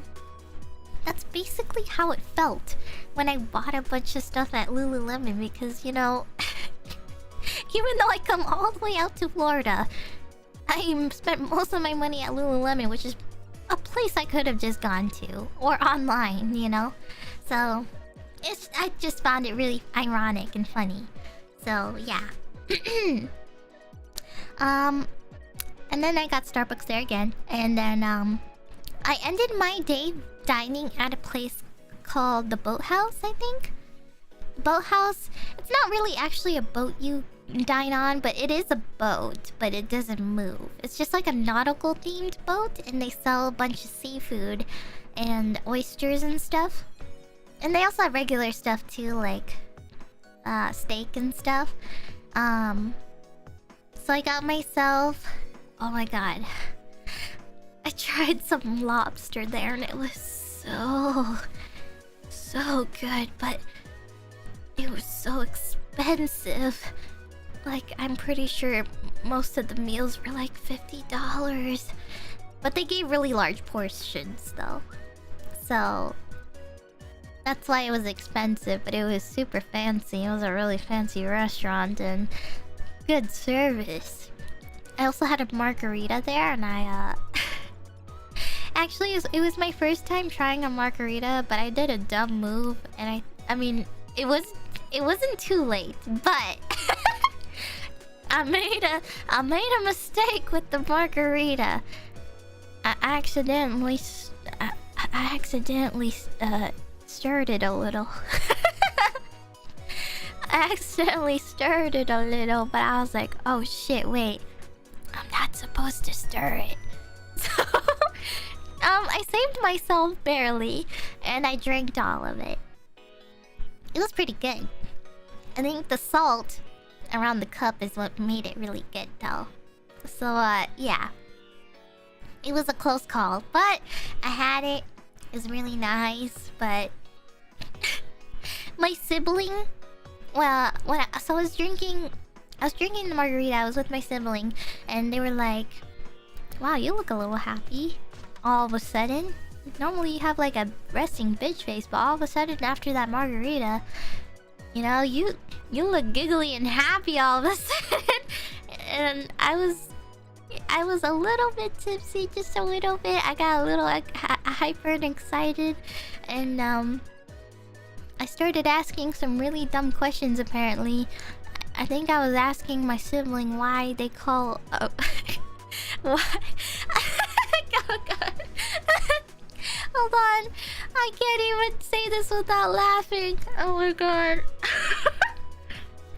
I think my sibling was talking about charcuterie boards, and I was just like, why do they call it a charcuterie board? Like, that's such a stupid name. Like, why did they call it charcuterie? It sounds funny, and it sounds like coochie, you know? And I was just laughing and giggling, and my sibling was just getting a little freaked out. They were just like, that was really random. Okay. I was like a pretty happy tipsy, which is not common. I usually am a sleepy person. I get sleepy and tired, but this one, I was really low energy throughout this week because I was just so tired from walking, and my feet were sore and hurting all the time. So I think that drink really boosted my energy. So yeah, I was getting a little out of pocket. So yeah. Also, thank you, Common. Hold on, did you say I drove licensed Doko? Oh no, I didn't. I didn't. I had a friend who could drive us, so I wasn't driving. Don't worry, I don't have my license yet. It's been hot these past few days. I know. Actually, even back at home, even though I appreciate my home weather better, I still think it wasn't as bad as Florida, because At least in my weather, I have wind. But back in Florida, there was like zero wind ever. It was just straight up sunburn. Like the entire time. So, yeah. Humidity is the worst, yeah. Actually, at my hotel, they have a whirlpool. Like those whirl hot tubs. I got in it, but it was like... it was sprinkling rain, but I went in there because I wanted to experience it while it was somewhat cold. But it couldn't be cold without it sprinkling just a little bit, so sad because the pool turned off all of a sudden. And I was like, uh-oh, maybe I should ask. And then they said, oh, actually, the pool's closed. And I was like, aw, that sucks.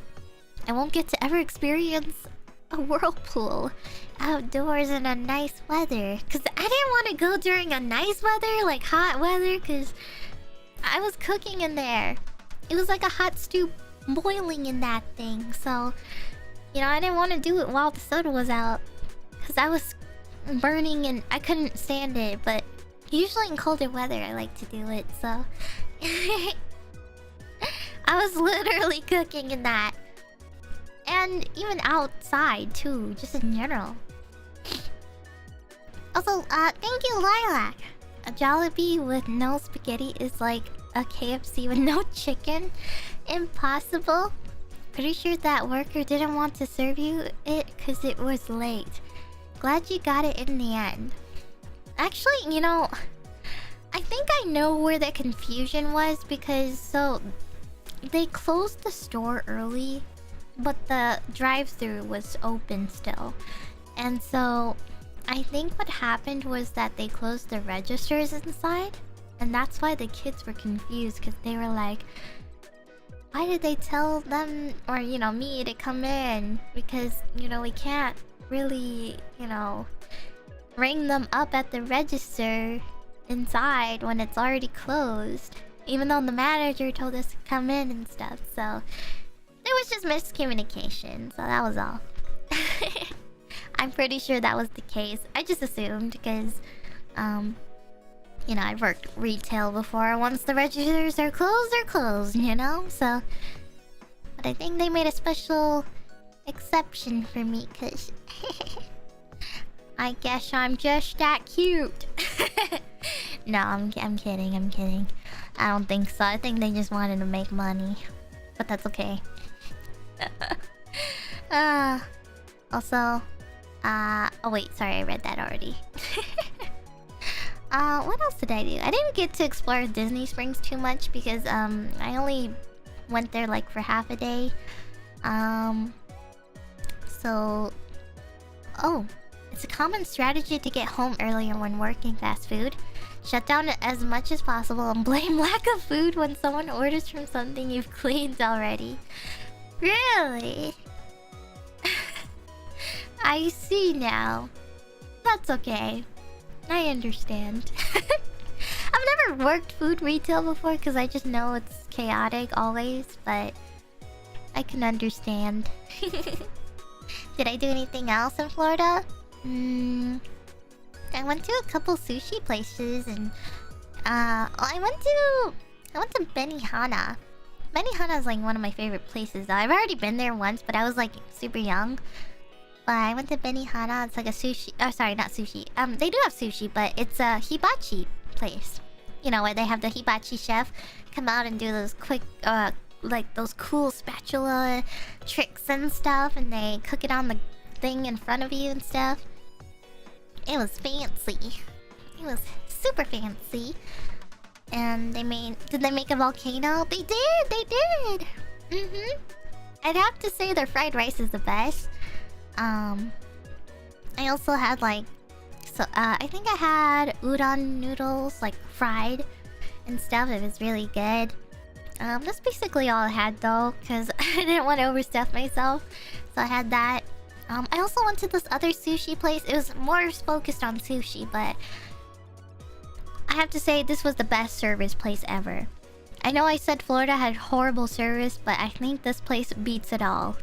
I went to a sushi place called Sote Sushi, and we were being served by this really, really adorable, happy waiter, and he was the most awesome waiter out there. And I was so happy to have him as my waiter because he was always happy. He came and checked on us like every few minutes after having a horrible experience. Because actually, at Universal, I went to Sushi Cowfish, which I mentioned earlier. And when we were trying to eat there, our waitress just... I swear, it's like they almost forgot about us for a while. And we were ready to order, but I was like standing there for a long time because I never saw them again. Almost like they were... I mean, I guess they were super busy, but still, you know, I never saw them ever. And I was just like, what the fuck? So after that, and then going to Sote Sushi and stuff, I was like, wow, this waiter is actually good at their job. They come and see us every like few minutes to check on us. They bring out our food quickly, and you know, even if it was full and busy there and it was a reservation and all, I was just like, wow, this was the best waiter ever. I'm gonna give them a big tip. So I gave them the biggest tip I could, or like the recommended biggest option. So yeah. Happy that I was able to eat at Sote Sushi. I highly recommend it to anyone who wants pretty good, very good service sushi. So but yeah, our waiter was really cute. I will admit they were super cute. He was like, think of him as how can I compare him to? Oh, you know, he's like Michael Reeves, you know? Michael Reeves. I feel like he looked exactly like Michael Reeves, but with dark black hair, basically. And he looked I swear he looked exactly like him, but with black hair instead. And he was so adorable. And he just seemed so happy to be there. And when he was serving us and everything, it was really good service. So they always came to check up on us, which doesn't normally happen to me at a normal restaurant thing. So I was really happy. Michael Reeves? Yeah. You don't know who's Michael Reeves is? Bruh. How does no one know Michael Reeves? How do you not know? He is dating Lily Pichu. I hate it here. I hate it. How can you not? How to look it up? What? You know what? At least, if you know Lily Pichu, you should know Michael Reeves at least. If you don't, fake fan. Fake fan. But yeah. Anywho's though. So I went to Sote Sushi. What else? What else?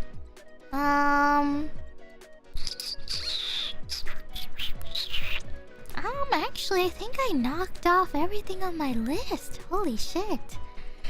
I made this really long list because I knew that I was gonna miss a lot of the details, so I basically went through a lot. I could... let me see. Is there anything... Hold on, let me look behind me real quick.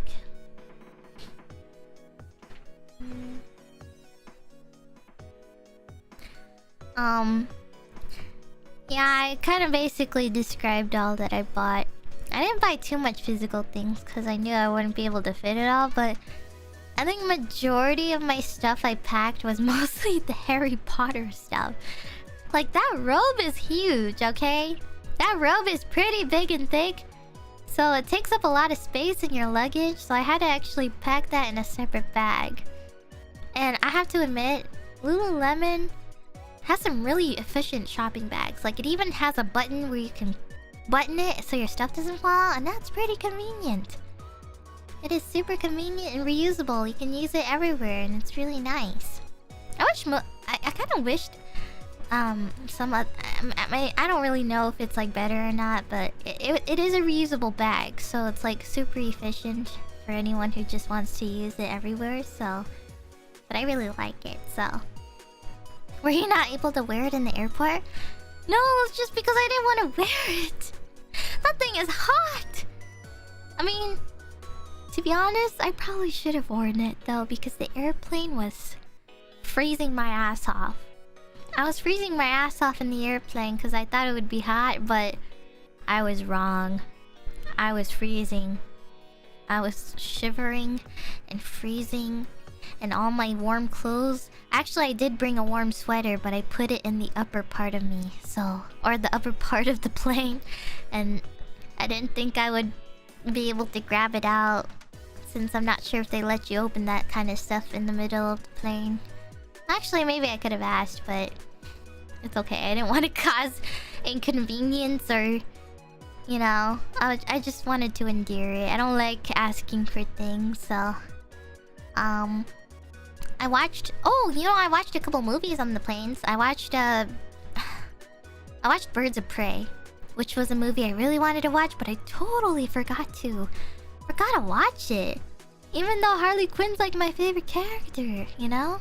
I was like, wow, wait, I forgot I totally never seen Birds of Prey before. So I watched that. It was fucking awesome. Because, you know, I love Harley Quinn. And she slayed. And she slayed so hard. And I thought it was a really funny movie. I'm not gonna lie. Some parts made me crack the hell up so hard. Because I just thought the humor in it was kind of stupid. But it was funny.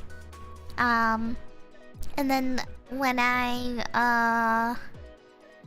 what was it? When I went back home, I watched Pan's Labyrinth, which I watched it because my mom told me about it a long time ago, and I watched a little bit of it because there was a popular scene where Pan's Labyrinth, where she goes and sees the white monster, like the guy with the no eyeballs, and he has the eyeballs on the hand. That scene scared me as a child, and I think that's why I never watched it. But I felt brave enough on the plane, so I watched it, and I didn't realize it was actually in a different language. It takes place in Spain, I believe around the Civil War area. It was actually a historical movie, so if you like history stuff, and with a mix of dark fairy tale fantasy stuff, I didn't realize it was about history, so when I watched... I thought it was about a fairy tale, but when I watched it, it was actually... It was mostly historical. So... And it was about fascism and stuff, like... A fascist leader who... was trying to, like, fight the rebels who wanted, you know, freedom. And stuff. And so... It was really good. I really enjoyed it. I enjoyed the characters. You know, the rebellion and stuff and everything. It was so interesting. I felt so invested. I've never thought I would like a history movie, but that one made me so invested. Mostly because the main character was also going through her own labyrinth ordeal on the side, because she was going through these scary labyrinth, like, steps and stuff, and it was so interesting. Curious how I interpret the ending? I actually googled after I watched it. I was googling the ending to, like, you know, like, sort of to understand it a little better, or like to dumb it down a little for myself. But yeah. The ending was interesting because, oh wait, isn't this... Well, it's an old movie, so I think it's okay to talk about spoilers. Unless you guys plan to watch it, don't listen to this. But at the end, basically, spoiler alert, the ending, the main character girl dies. So basically, the labyrinth keeper, or you know, the fawn that was guiding her in the labyrinth, he wanted to take her newborn brother. She had a newborn brother who was supposed to be the next blood heir of the fascist leader. But because the main character, she didn't want, you know, she wanted a better life for her family, and her mom died from birth. basically, and stuff. Like a lot of things were going. Okay, the general. God, this is so much to.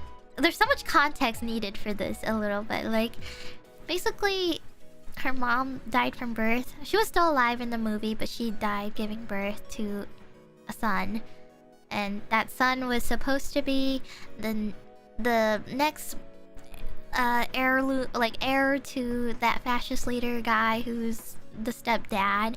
And the girl, she tries her best to like solve this labyrinth puzzle, so that she can like bring her brother with her to the underworld and make him a prince, or you know, this like weird fairy tale storyline that she was going based off of. And there's a lot of symbolism in the movie, you know, about like freedom and stuff. And she was a little naughty because during that scene when she fights against the monster, she broke the rules of the labyrinth. So like she did something she wasn't supposed to do, but it was also kind of like a symbolism to show that, you know, she could do whatever she wanted without being under someone's order, you know.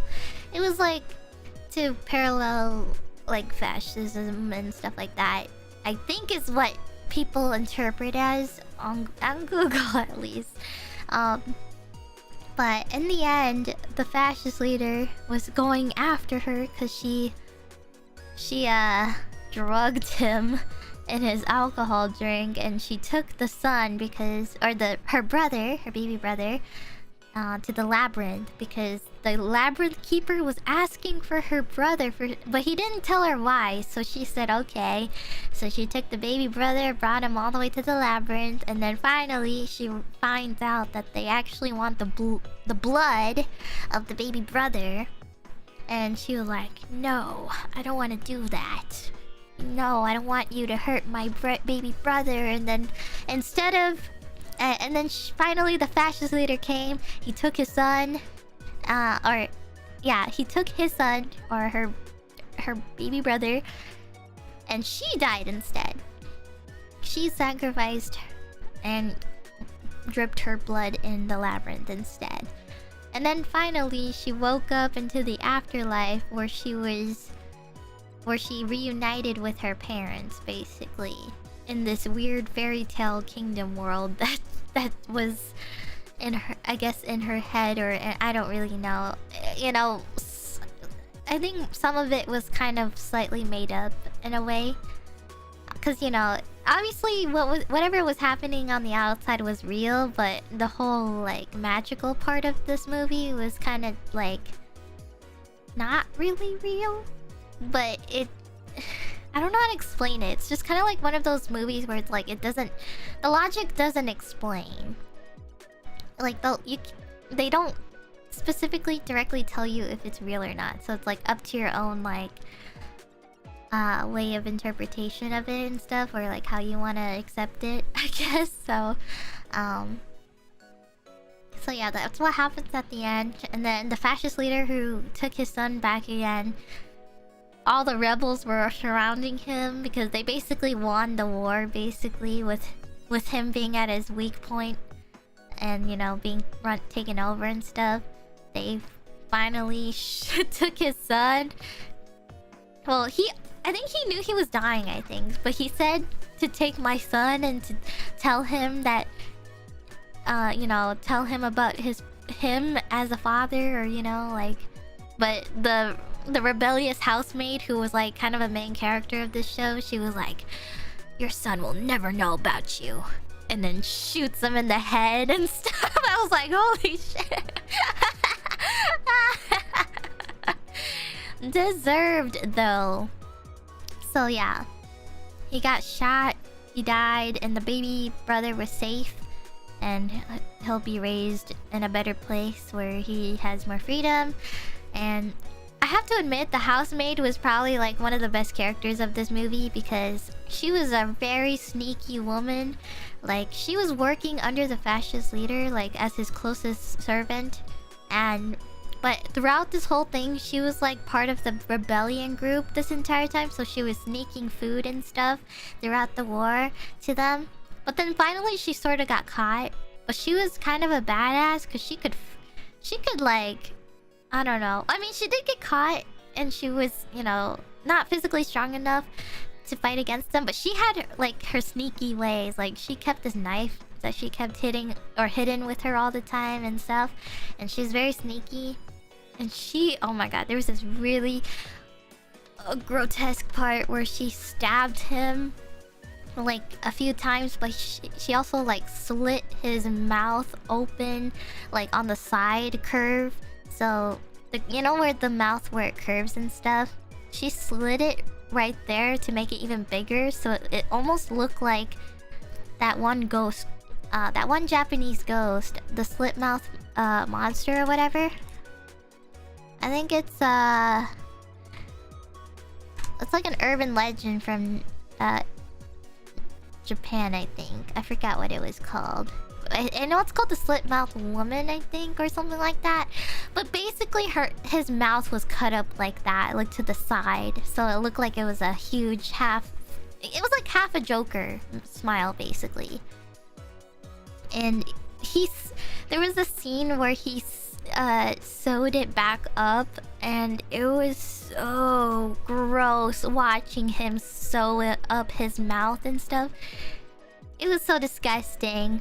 He sewed up his mouth and it was so nasty because you could see him inserting the needle and stuff in and out and stitching it back up, so it's so gross.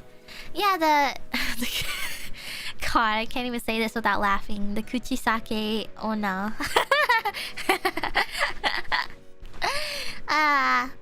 But yeah, it was so gross. So it was gross, but she was badass. I felt bad for the mom because she was obviously, you know, she was like she was a pawn in this movie. The mother, she was giving birth to the son, but you know, obviously the fascist leader guy didn't give a fuck about her. He just wanted to make sure she was alive or healthy enough to give birth, but he could care less about her, to be honest. But she was basically a pawn and stuff, so she, you know, and she was kind of being a little bit of a kiss up a bit to the captain. I'm just gonna refer to him as the captain because that's what he's called in the movie, is the captain. So yeah. The movie did a good job making you hate him. Well, yeah, of course, he's a fascist leader, so of course. he was like the worst.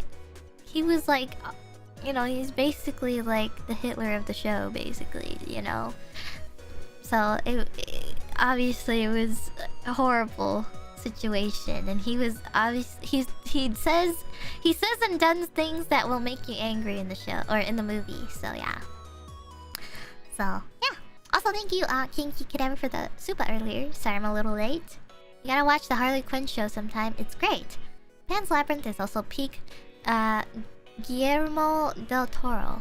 Oh yeah, that's right. I hope I said that right. I don't think so. But I saw that. What was it?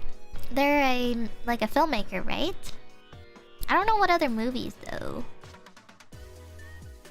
Oh wait, hold on. I do know and recognize some of these.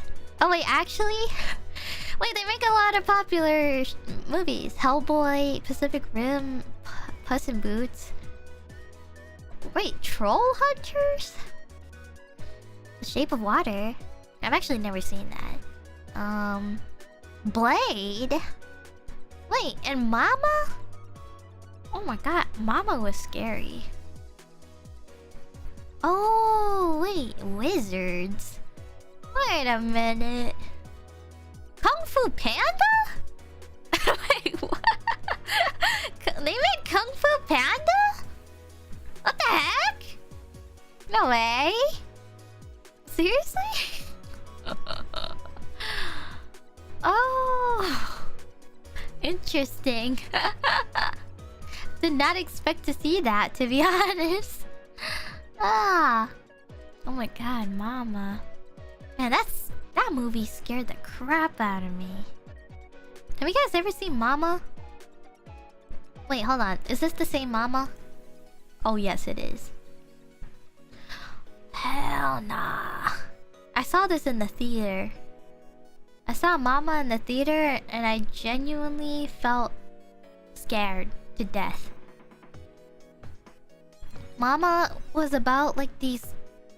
I don't really remember it since it's been like 10 years. It's been a decade since it came out. But I watched this in theaters and it was about these two little girls. And I think they were raised with the scary mama ghost lady monster thing. I don't know how to describe her, but they were raised in a really scary place, and these parents or whatever adopted them or found them, and they were covered in dirt and almost like they were like completely brown and grossed out. Like they were super dirty, and they look like savages or what is... I don't know how to describe it. How do I... Like cave kids? Cave kids? They were like... I don't know how to describe it, but that scene scared me the most because when they showed the kids, they were like feral and they were in some weird like stance that scared the crap out of me. And they cleaned the kids up so they looked like normal kids, but they were acting weird in the house because they were talking to their quote-unquote mama, and you could sometimes see like a black figure in the background or like see the kids playing with it, and I can't stand those things. I can't stand those like scenes where kids play with the monsters in the background while the camera's focused on like just the normal people and stuff. I can't handle that at all. But yeah, there was this really scary scene where the kids were playing with their mama, and then later on their mama was getting a little aggressive, and so the kids started to get scared too. So then finally they kind of worked together and to fight against them. But I kind of cried at the end, or like I got sad at the end, because when they finally like defeated the mama ghost or monster, the kids kind of like felt sad, you know? They were like sad because like obviously they had like some sort of connection to them, like as their quote unquote I guess kids during the time. Like that's why the show is called Mama, because like, you know, the ghost like kind of somehow cared for them even though it looked scary, you know? Or oh wait, oh yeah, I forgot one of the kids died actually, so only one survived. I think one of the kids died and then the other one survived. That's right, I remember. I think it was the younger one. I think the younger one died and then the older one lived. But yeah, I think. Sorry, this is spoilers, but this movie was like a decade ago, so it's okay. If it was like within the past year or two, then I wouldn't, but it was a decade, so sorry. But yeah, I watched it in theaters. That was the scariest movie ever. I couldn't sleep that night, so that's all. Could not sleep at all. Have I watched Monster? What's Monster? It sounds like a very generic like movie name, unless you're talking about Monsters Inc. Monster 2003. Wait.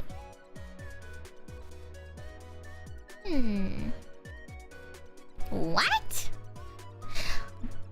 Based on the life of Eileen Warnos, a Daytona Beach prostitute who became a serial killer. What? What? That's an interesting story plot. A Daytona Beach prostitute who became a serial killer.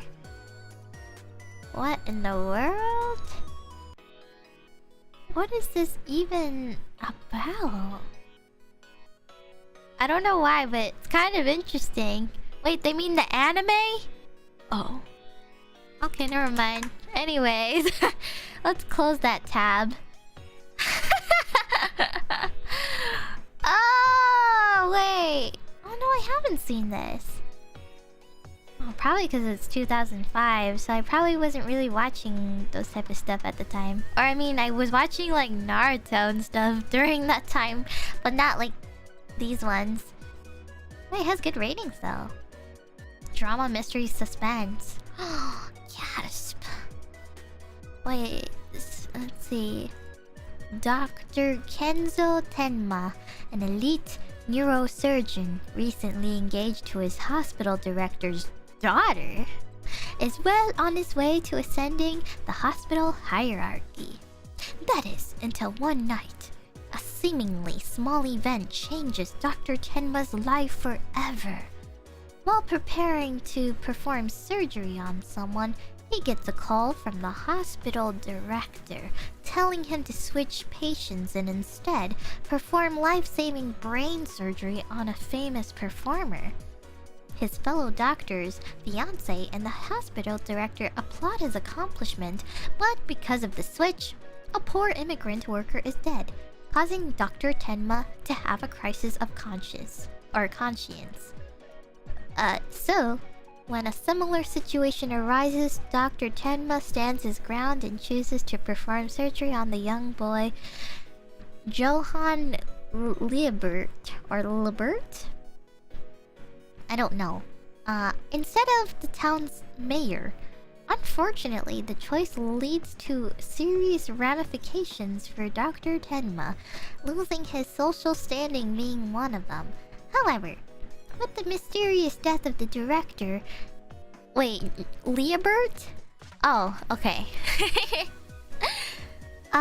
Let's see. However, with the mysterious death of the director and the two other doctors, Dr. Tenma's position is restored. With no evidence to convict him, he is released and goes on to attain the position of hospital director. 9 years later, when Dr. Tenma saves the life of a criminal, his past comes back to haunt him once again. He comes face to face with the monster he operated on. He must now embark on a quest of a pursuit to make amends for the havoc spread by the one he saved. Wow, what?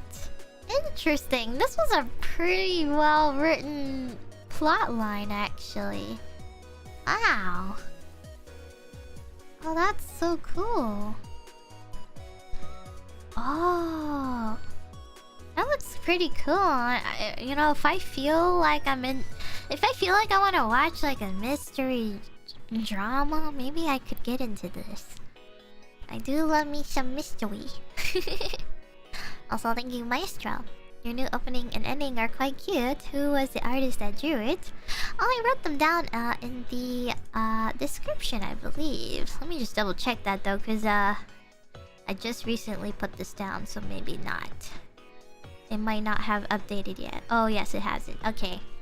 I'm going to fix that. I think I had it in a recent stream, but I think I was using some old templates of older streams, so it might have not gone over yet. So let me look. Just really quick. Oh, there it is. Oh, okay, I had it on these streams, but I didn't have it for this one, cause I will fix it right now. Save. But yes, I had Piccoli Puff work on my artworks. Actually, we did have a major drastic change, because originally, I actually want to show you guys this, so give me 1 second. So the intro screen that you guys saw, actually it changed drastically because actually the artist said they wanted to make it look even better, so, or like, you know, redo it and stuff. So I was like, oh, okay. If you want to, if that's how you feel, I'll respect it. You know, I'll let you do whatever you feel is satisfactory. You know, because I was honestly happy with whatever I could get. So, let me just pull it up here a second. Where did I save it? Oh, where's the PNGs? Oh, yeah, that's right. Okay, hold on. Originally, the intro screen was supposed to look like this. was actually supposed to look like this, but actually they said they wanted to try something else instead. So I was like, oh, okay, you know, go ahead and you know, do what you gotta do, whatever makes you happy, because you know I'm happy with whatever you have. So you know, I was like, yeah, just do whatever. So okay, they were, you know, I gave them some like suggestions if you know if they felt inspired by my comments. So I told them that, hey, maybe why don't we switch it up a little bit? Maybe make it a little more like Maho shoujo like style, you know? Maybe add a bit more blue to it and stuff. So they were like, okay, I'll see what I can do. And then finally, when I got the final one, actually, sorry, I don't know why I can't find the PNGs for these, so I'm just gonna let me just add a media source. Okay, let me just do that instead. You're just gonna see the animated version. So basically it transformed into this basically, so I'll just put that in the other corner. So yeah, you can see that it's sort of changed a lot basically. So you know, I'm actually really happy with the newer version that they updated with. I think it's super cute, but I also think I could have been happy with the other one too. But I really like this one a lot, so it's super cute. The colors are a bit more like girly and pink and magical, you know, Maho like shoujo girly style. The other one was like more like warm and, you know, it's like super warm colors and like sunny and evening, you know. It's like very natural environmentally feels to it. And the other one just feels like like super magical girl style. So it does, the colors pop a lot more in that one. So I was really happy with it. So thank you so much, Pecory Puff. I'm probably gonna commission them again because I was really happy with it. Like, I was shocked. You should also check out their other work too, because they also have other examples that are really cool. Like, their animations are amazing. They do the animations themselves, so they draw and animate. So, you know, they have a lot of cute characters or people who they have like people in like hot sauna spas or whatever, and they have people swinging and dancing, and some are like playing like as a bartender serving boba, or you know, I really love their animations a lot, and their style is super cute. And yeah, I have to say their animations are very complex. So I really am happy with mine. I told them I wanted to do a Kabedon and Yukadon theme. So for the intro screen, it's sort of to feel like a Kabedon feeling to it. I was actually heavily inspired by Blue Archive for that one. I was heavily inspired by whatchamacallit, what was it? Let me find it and see if I can. Which one was it? It was oh yeah, mine was inspired by Koharu. Koharu's lobby screen. It's like kind of like her being Kabedon. I really liked that one, so I was like, you know, I kind of want something like sort of similar but not exact. So they made it exactly how I expected it. So I'm very happy with that one. So yeah, I really like this a lot. And then the other one is supposed to be a Kabedon, or sorry, Yukadon. Yukadon. So instead of Kabedon, you are being on the floor. So this is supposed to take place in a bedroom, and I'm supposed to supposed to be on top, you know. And they said that they wanted to make this one feel like a siren feel to it, like mysterious and like not like sinister, but like, you know, a bit more like on a darker theme level. I don't know how to explain it. Like, the other one was like super wholesome and sweet and cute and everything, you know? That one was super wholesome, cute, and happy. But this one's like a bit more like mysterious and, you know, like just meant to be soothing and very, very, I don't know. Just unknown, I guess. So yeah, I was happy with the suggestions they made and how they portrayed these. So yeah. And this one, I wasn't really inspired by anything really. I've seen a lot of artwork that has like this sort of thing, but it wasn't really inspired by anything too specific or like a certain like anime scene or anything like that. So yep, I just wanted to do that. I just wanted to do something different because usually when I'm like working with an artist and stuff, I also try not to like do something too similar to like what their recent works are. Because like if they have a recent work of someone doing like a certain thing, I don't want to accidentally come up with the same idea. So I tried my best to think of something very unique and everything. So I came up with these two and I'm very happy with it. So maybe in the future I will commission them again to do other ones or different poses and stuff like that. So yuppie-doo! So that's how it is. Hold on, I think my sibling just DM'd me. What did they send me? I didn't really take a lot of pictures on my trip because mostly my sibling was the one that did all the picture taking. So yeah. Where is it?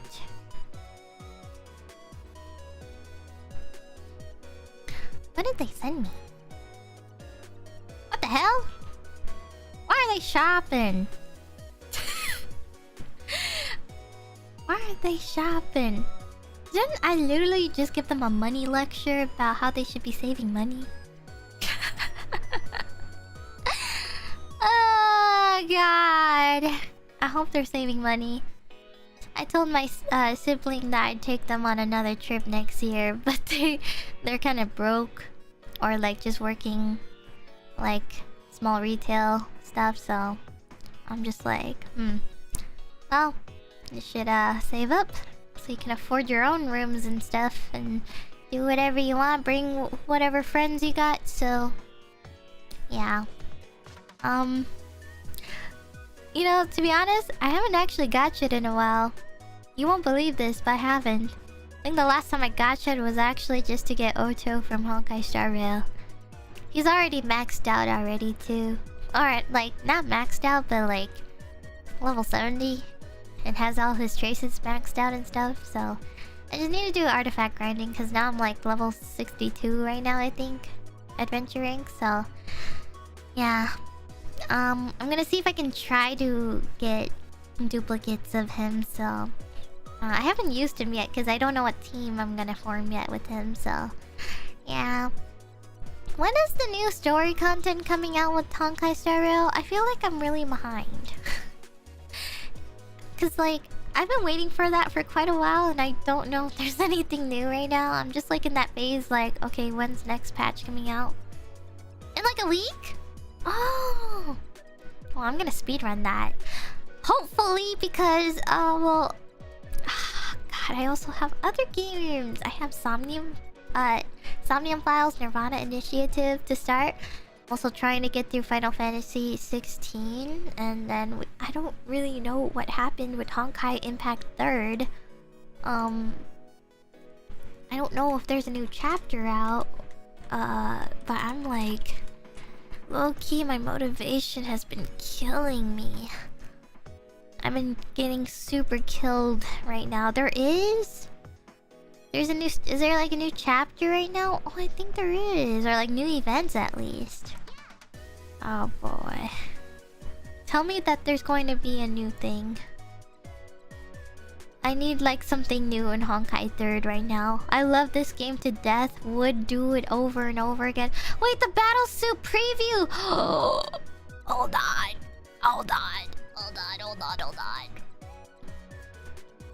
Wait, Is there spoilers? Wait, I'm just gonna mute this and I'm just gonna look at the character design real quick. Oh my god, she's so pretty! She's so pretty, what the frick? Oh!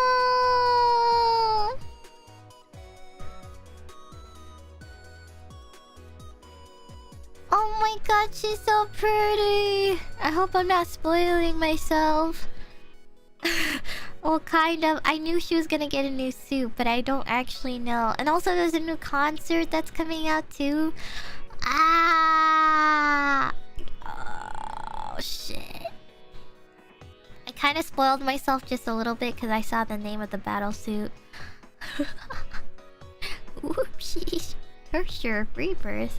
Interessante. I kind of knew that though. Interesting though, because like the concept of Hershey of Death and Hershey Rebirth. Kind of parallels together, don't you think? I'm super excited though. I'm happy that they kept...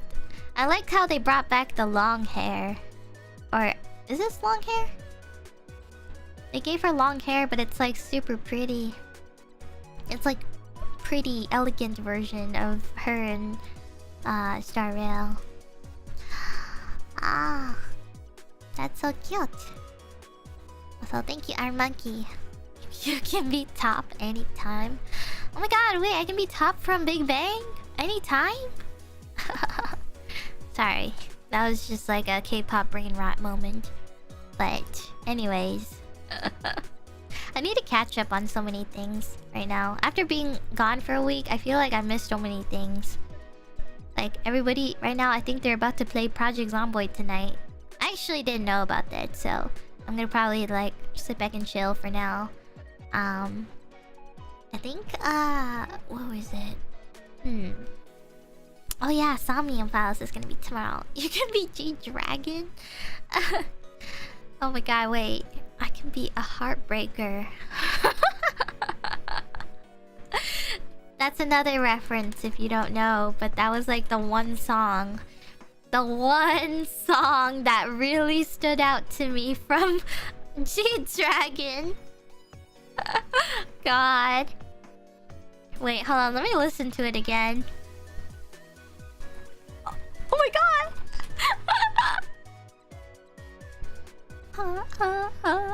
Heartbreaker. You're my heartbreaker. No way, no way. Oh god, I forgot how good this song was. That's so nostalgic. It was so like catchy though. G-Dragon wasn't my favorite though. I think Top and Sungri, I think is the name. What was that one song that Strong Baby? Strong Baby like clicked something in me in that song. This video may be inappropriate for some users. Oh, I understand and wish to proceed. It was the part where he goes, I'm sexy. Clap, clap, clap, or whatever, however it goes. It was such a weird song, but it was catchy. Oh yeah, it's crack, crack, crack, not clap. Sorry. Crack, crack, crack, crack. I'm strong, baby. Crack, crack, crack. Put on my jacket. Let's go. That was like such a sexy K-pop song, but I loved it. What are these lyrics? Guys, you don't understand. You don't understand old boomer K-pop songs. It didn't matter what the lyrics were saying. It was just catchy. It was when like they started to discover. They mixed the weirdest English lines in old K-pop songs, and it was funny and good at the same time. Oh god. There was also 21. I was a huge 21 fan. Sandara or Dara was my favorite one. I forgot if she went by Sandara or Sandra. Yeah, Sandra. Sandra Park. But I think Dara is also the shorter name version, like nickname. Oh my god, Tiara! Don't bring me back to sugar-free.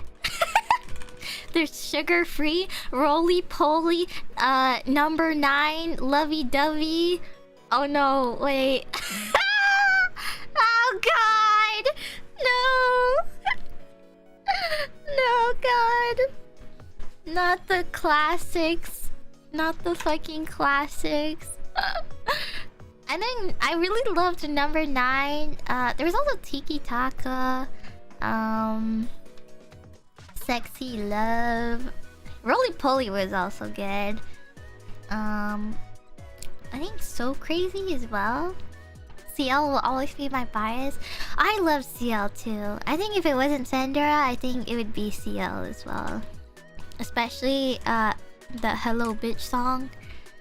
Something awakened in me when she released the song Hello Bitches. That one, like, I had a sexual awakening from that that music video. Like that, I think that was like the one song that really blew me out of this world. And also I liked Palm Park. Is that her name? Is it Palm or Park Bomb? Sorry, oh, it was the other way around. I liked Park Bomb as well. I think she did this one song that was really good back then. It was like a decade ago though. It was like Don't Cry, I think. Oh, but you know, I was not also a 21 fan. I was also a major 4-minute fan with my Oshi Hyuna. Hyuna was my Oshi from that group, and I loved all their songs like Crazy, or Huh, or I Mind Me Mine, Volume Up, Hate, What's Your Name, Is It Poppin', Mirror Mirror, Hot Issue.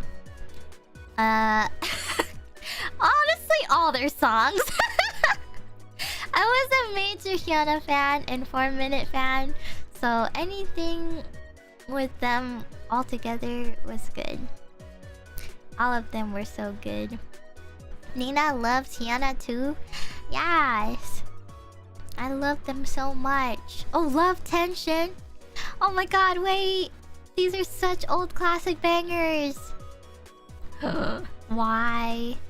Hyuna has some really good solo songs too, like Red and Bubble Pop. I think Bubble Pop was probably her most famous song ever. But there was also like Roll Deep and I'm Not Cool. I'm Not Cool is my favorite newest song or latest song from her, I think. I mean, it's not really latest, it's like within the past 2 years type deal, but and there's also Lip and Hip. Ice Cream was an iconic one. I remember there was also her when she did Gangnam Style with Asai, and then How's This, and what's another one? Oh, Change was good, and Troublemaker. Yeah. Oh my god, Troublemaker was the best duet song ever. That one was such a freaking good duet song that she did, I think. Wait, just kidding, hold on. I don't think it was a duet. I think she was just featured in it. Hold on, wait. My memory might have just juggled a bit. Oh no, wait, no. I think she sings in it. She's like in... Yeah. She does sing in it. I'm pretty sure. Oh yeah, she does. She has like her own solo part, but she's not like the main, I think. Yeah. Okay, I'm not wrong. But yeah, it was a sexy ass song. Hot is like a K-pop lore. Wait, H-O-T? Wait. Hold on. Holy shit. What the hell? Am I seeing this right? Oh my god. Troublemaker was a duet, wasn't it? Yeah, it was, I think.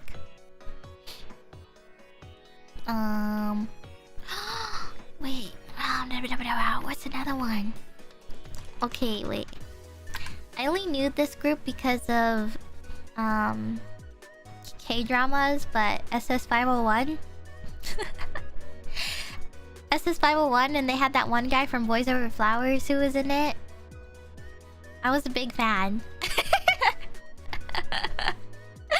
I was a big fan, and I only discovered them because I watched Boys Over Flowers, and all of their a lot of their songs weren't in it, so I loved them. And I didn't know Mayoshi was in that group too, so yeah, it was good. And honestly, all Boys Over Flowers songs are just so iconic. I can never forget about them ever.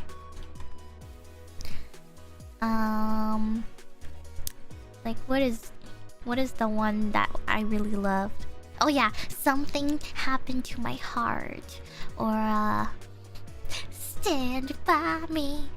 Do do do do do do do do do do do do. I don't know the lyrics, but I know how it goes. Stand by me.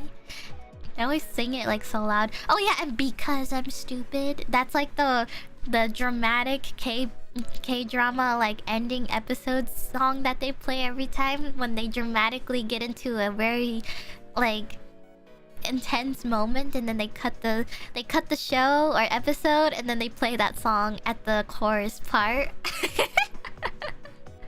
It's so funny. Oh god. It just reminds me of almost Bollywood movies. They just have really weird moments where they just cue a really dramatic song all of a sudden. And it's just overly intense for no reason. I watched it mostly because my mom watched. Me too! Mostly my mom tells me all the K-dramas she watches, and I sometimes just end up watching them because she tells me about them in the storyline. My mom had a phase. She had a phase where she would watch these really old dynasty Korean dramas. It would be a romance K-drama, but it took place periods ago, you know? It was in the olden age. I don't know what the word is to describe it, but it was back when everything was traditional, and the historical dynasty ones, and they're all wearing super formal wear and stuff. But I don't know what the eras are called in Korea, but I just know that she really enjoys watching those types. They're still modern in a way that the quality is good and all. It's just that the storyline takes place in that timeline, but she loves watching those for some reason. So, what's another one? I can't remember if oh man, I can't remember any of the titles that she... Wait, is this a K-drama my mom watched? I can't remember. I think it's called Guardian the Lonely and Great God, maybe? Maybe that's not. I don't know. She was saying something about a goblin, and I don't know. I think it's called Goblin. Actually, maybe no. I don't remember. You know what? I could be wrong. She was talking about Goblin, but maybe I'm not thinking of the same Goblin. No, wait, but it has to be Goblin, I feel, because it has what's-his-face as the main character. He's literally the main guy from Train to Busan. He's the main character in this, I'm pretty sure. Yeah, Gong Yu. Gong Yu, he's like the main character of this, I think. I feel like I'm on the right page if I see him or see someone I recognize. Fallen Angels? Wait, that sounds familiar.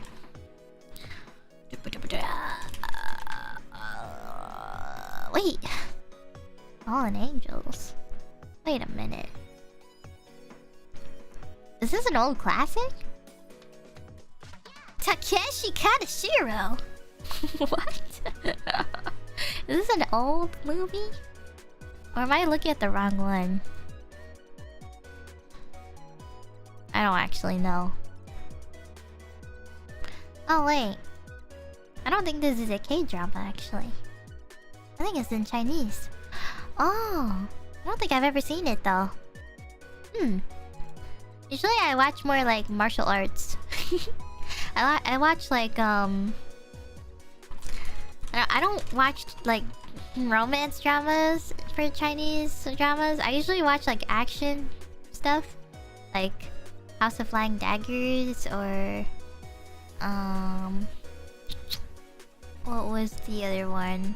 It was like Crouching Tiger, Hidden Dragon, like those stuff. Old back in the old day. Well, I don't know if I can say that or not, but yes, it's a classic. So, you know, I don't know what category you call some of these movies, but I think it's like what is it called? Is it wuxia? Wuxia? I don't know what that is actually, but I think it's a category or genre of movies. Oh, yes, I'm right. Wuxia movies. I think. I don't know. Epic martial arts? Like Wandering Warrior kind of thing? I think so. That's what House of Flying Daggers is labeled as. So I don't know. I have no idea. But I like those type of movies and stuff. Yeah, it's like if they're flying around and stuff. Yeah. I tried to show my so I've shown like this movie to some of my friends and they're like, what the fuck is going on? Why are they flying? And I just laugh loud because I'm just like, it's just Chinese martial arts. I don't know what else to tell you. It's just a thing, you know. It happens. They fly and glide across the sky, you know. I don't know what else to tell you. Just watch it. Just keep watching it. Don't pay attention to that. Just keep watching it. It's good. But I have to admit, after like a decade and watching those type of movies again, I laugh. Seeing them fly and stuff and everything, it makes me like just realize like, wow, I really ate that shit up really hard. Like as a kid, I actually thought that was real. Like I literally thought in martial arts like people could actually fly like that. Maybe in like mythical fairy tales and stuff, or like in storytellings and stuff, but it's a cool concept and I like it. But gosh, when I was a kid, I ate that shit up so hard because I believed in that stuff. Like I literally thought I could fly like them and do martial arts like that and stuff. I did this really embarrassing thing where I would do martial arts on top of the coffee table and my mom would record me and she would laugh in the background even though I didn't really care because I was a child. So when she was laughing at me, I didn't feel like any sort of shame or embarrassment at all. So I just kept doing what I was doing, and then after watching it 5 years or 10 years later, I like cringed so hard watching it. I did a lot of embarrassing things as a child that I didn't realize today I would be facepalming to right now. And put this like there was this like Hillary Duff song I really liked, and I was playing it on my Barbie girl MP3 player. It was like probably like one of the first like generations of like MP3 players coming out. After like the iPods and stuff, it was like Barbie made their own MP3 players, and I loaded all of my songs on there, and Hilary Duff, Strangers, was one of them. And I put this nasty orange sparkly gel on my face. I don't know why, but I don't think that was how you're supposed to use it. But I put it all over my face, and my mom looked at me and she laughed. And she was recording me and stuff because I wanted to sing Hilary Duff, Stranger. And I just kept singing. She was just laughing and cracking the hell up because she wasn't laughing about how bad I was singing it. She was laughing at the orange sparkly stuff on my face because my face was orange and stuff, and I didn't like have any shame or concern about it. I was just going with the flow. So that's the one core memory I have that I wish to remove because I was weird. I was a weird child back then. I was weird. Cringe but free. I was actually cringe and free back then. I had no shame in what I was doing. Like, being embarrassing was the least of my concern, but now I'm always embarrassed every time, so we were all weird. Also, I just saw the super. You can be top of Big Bang? Oh wait, yo, I could actually. I could be top of Big Bang and be on top of top. I don't know what I'm saying. Anyways, being cringe is not even a consideration as a kid. Yeah, that's why they scream and do things that are shameful all the time. Like, literally at Universal Studios, I saw a bunch of kids there, and God, were some of them freaking loud and annoying, and I'm just like staring at the parents, like waiting for them to shut their kid up.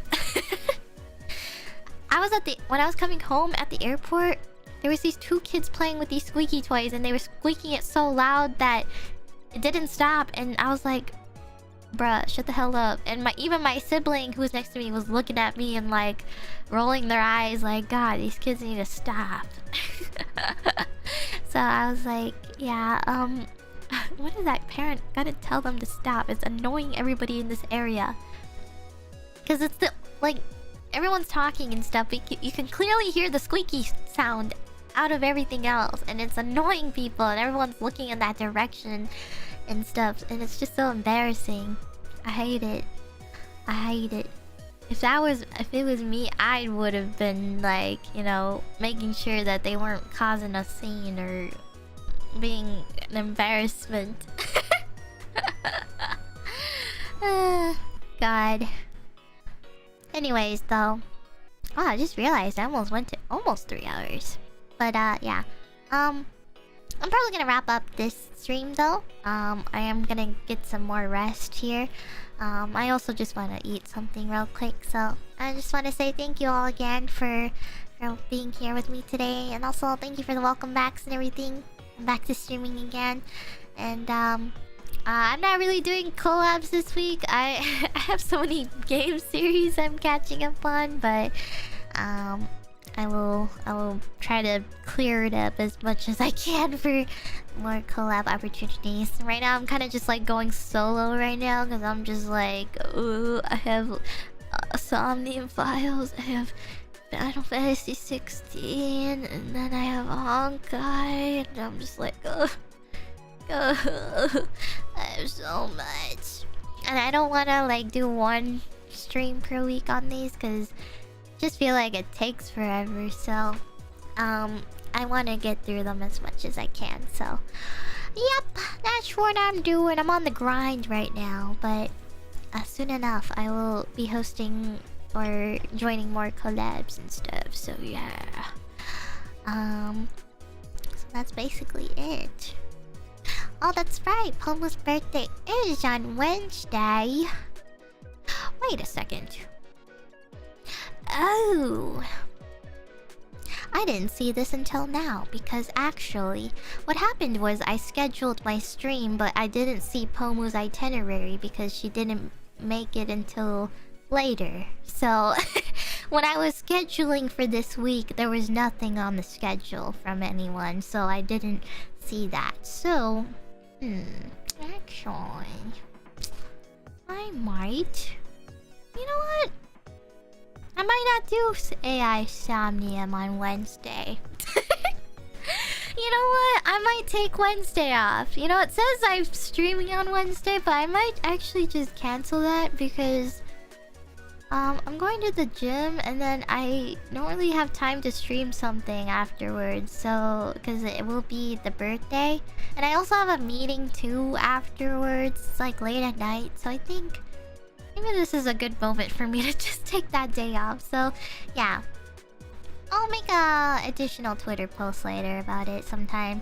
And just say I'll cancel on Wednesday. Because honestly, I would much rather just be at the birthday party. So, I will go and look for that right now. Because during my trip, I didn't get to really see what people's plans were. You know, everyone has like collabs and stuff. But during my trip, I didn't have time to really check.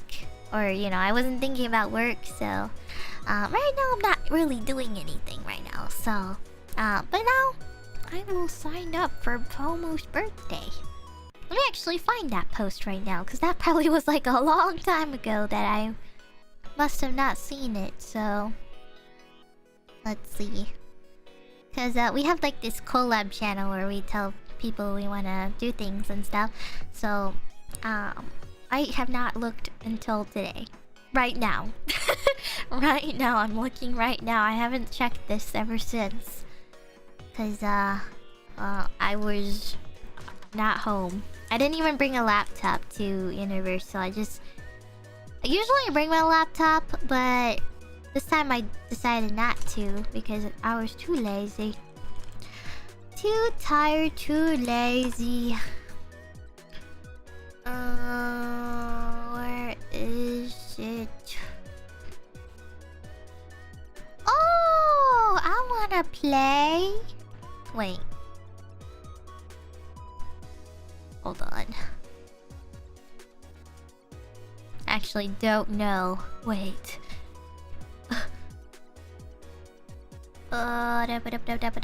Oh, 1 hour of each. Oh, okay. Oh, I hope I can still join.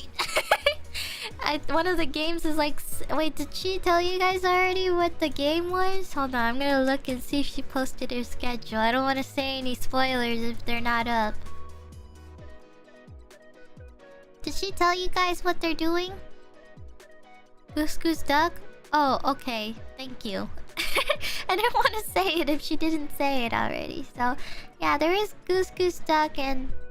I can't tell if 16 people already reacted. Oh, I don't know. There's like 4 different emojis. One with the...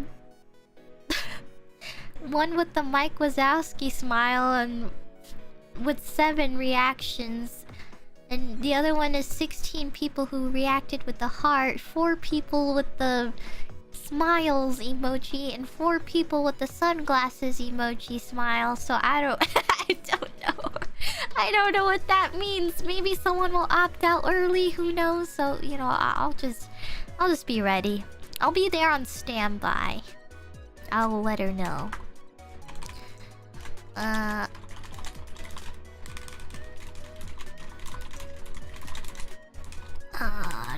will be on standby in case there's spots open for Goose Goose Duck. But I'll be there for the Totomachi, so I'm sure that's not a limit. Alright, there we go. Thank you guys for reminding me. I appreciate you. Honestly, if you guys didn't tell me that, I would have just went on with my day. Or I would have eventually looked at my calendar and realized, oh, wait a minute. And then, you know, announced. So, thank you all. Thank you all. There's so many of us that we have so many birthdays, like almost every other week. So I'm just like, man, this is crazy. Cause I think the next one coming up is... Oh, I don't know actually. Hold on. Let me pull out my Niji calendar.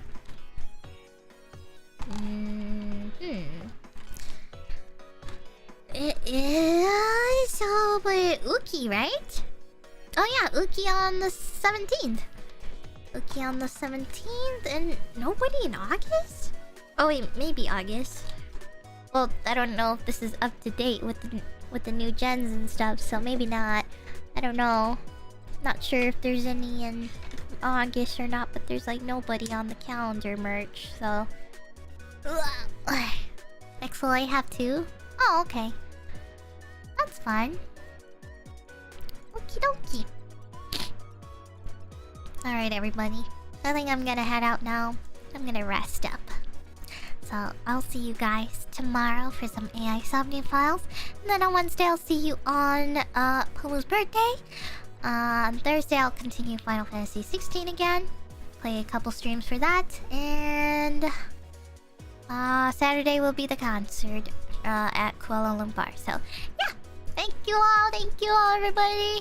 Have a good night, and I hope you have a great rest of your day or week. So, thank you, everyone. Thank you, everyone, for the warm welcome. And again, sorry, not sorry, but I am spamming the art tag. Or I did spam the art tag. So, sorry, not sorry. Wanted to catch up, make sure I retweeted everything. So, yeah, thank you. Thank you all for sending the cute art and stuff. I was actually looking at them over the week, but I was just wanting to retweet them all in one day when it came back, so yeah. But I saw a lot of Ray Ray art, and I was, walking around Universal Studios, and I was like, sitting down like, oh my gosh, cute Ray Ray art. Yeah, and then today I finally was able to retweet them all, so yeah. Thank you all for the cute artwork. Thank you everyone. Alright, I'll see you all tomorrow, so have a good night. Thank you all. Thank you very much. I'll see you guys. Bye bye, everyone. Bye bye. Bye bye, everybody. Otsukare.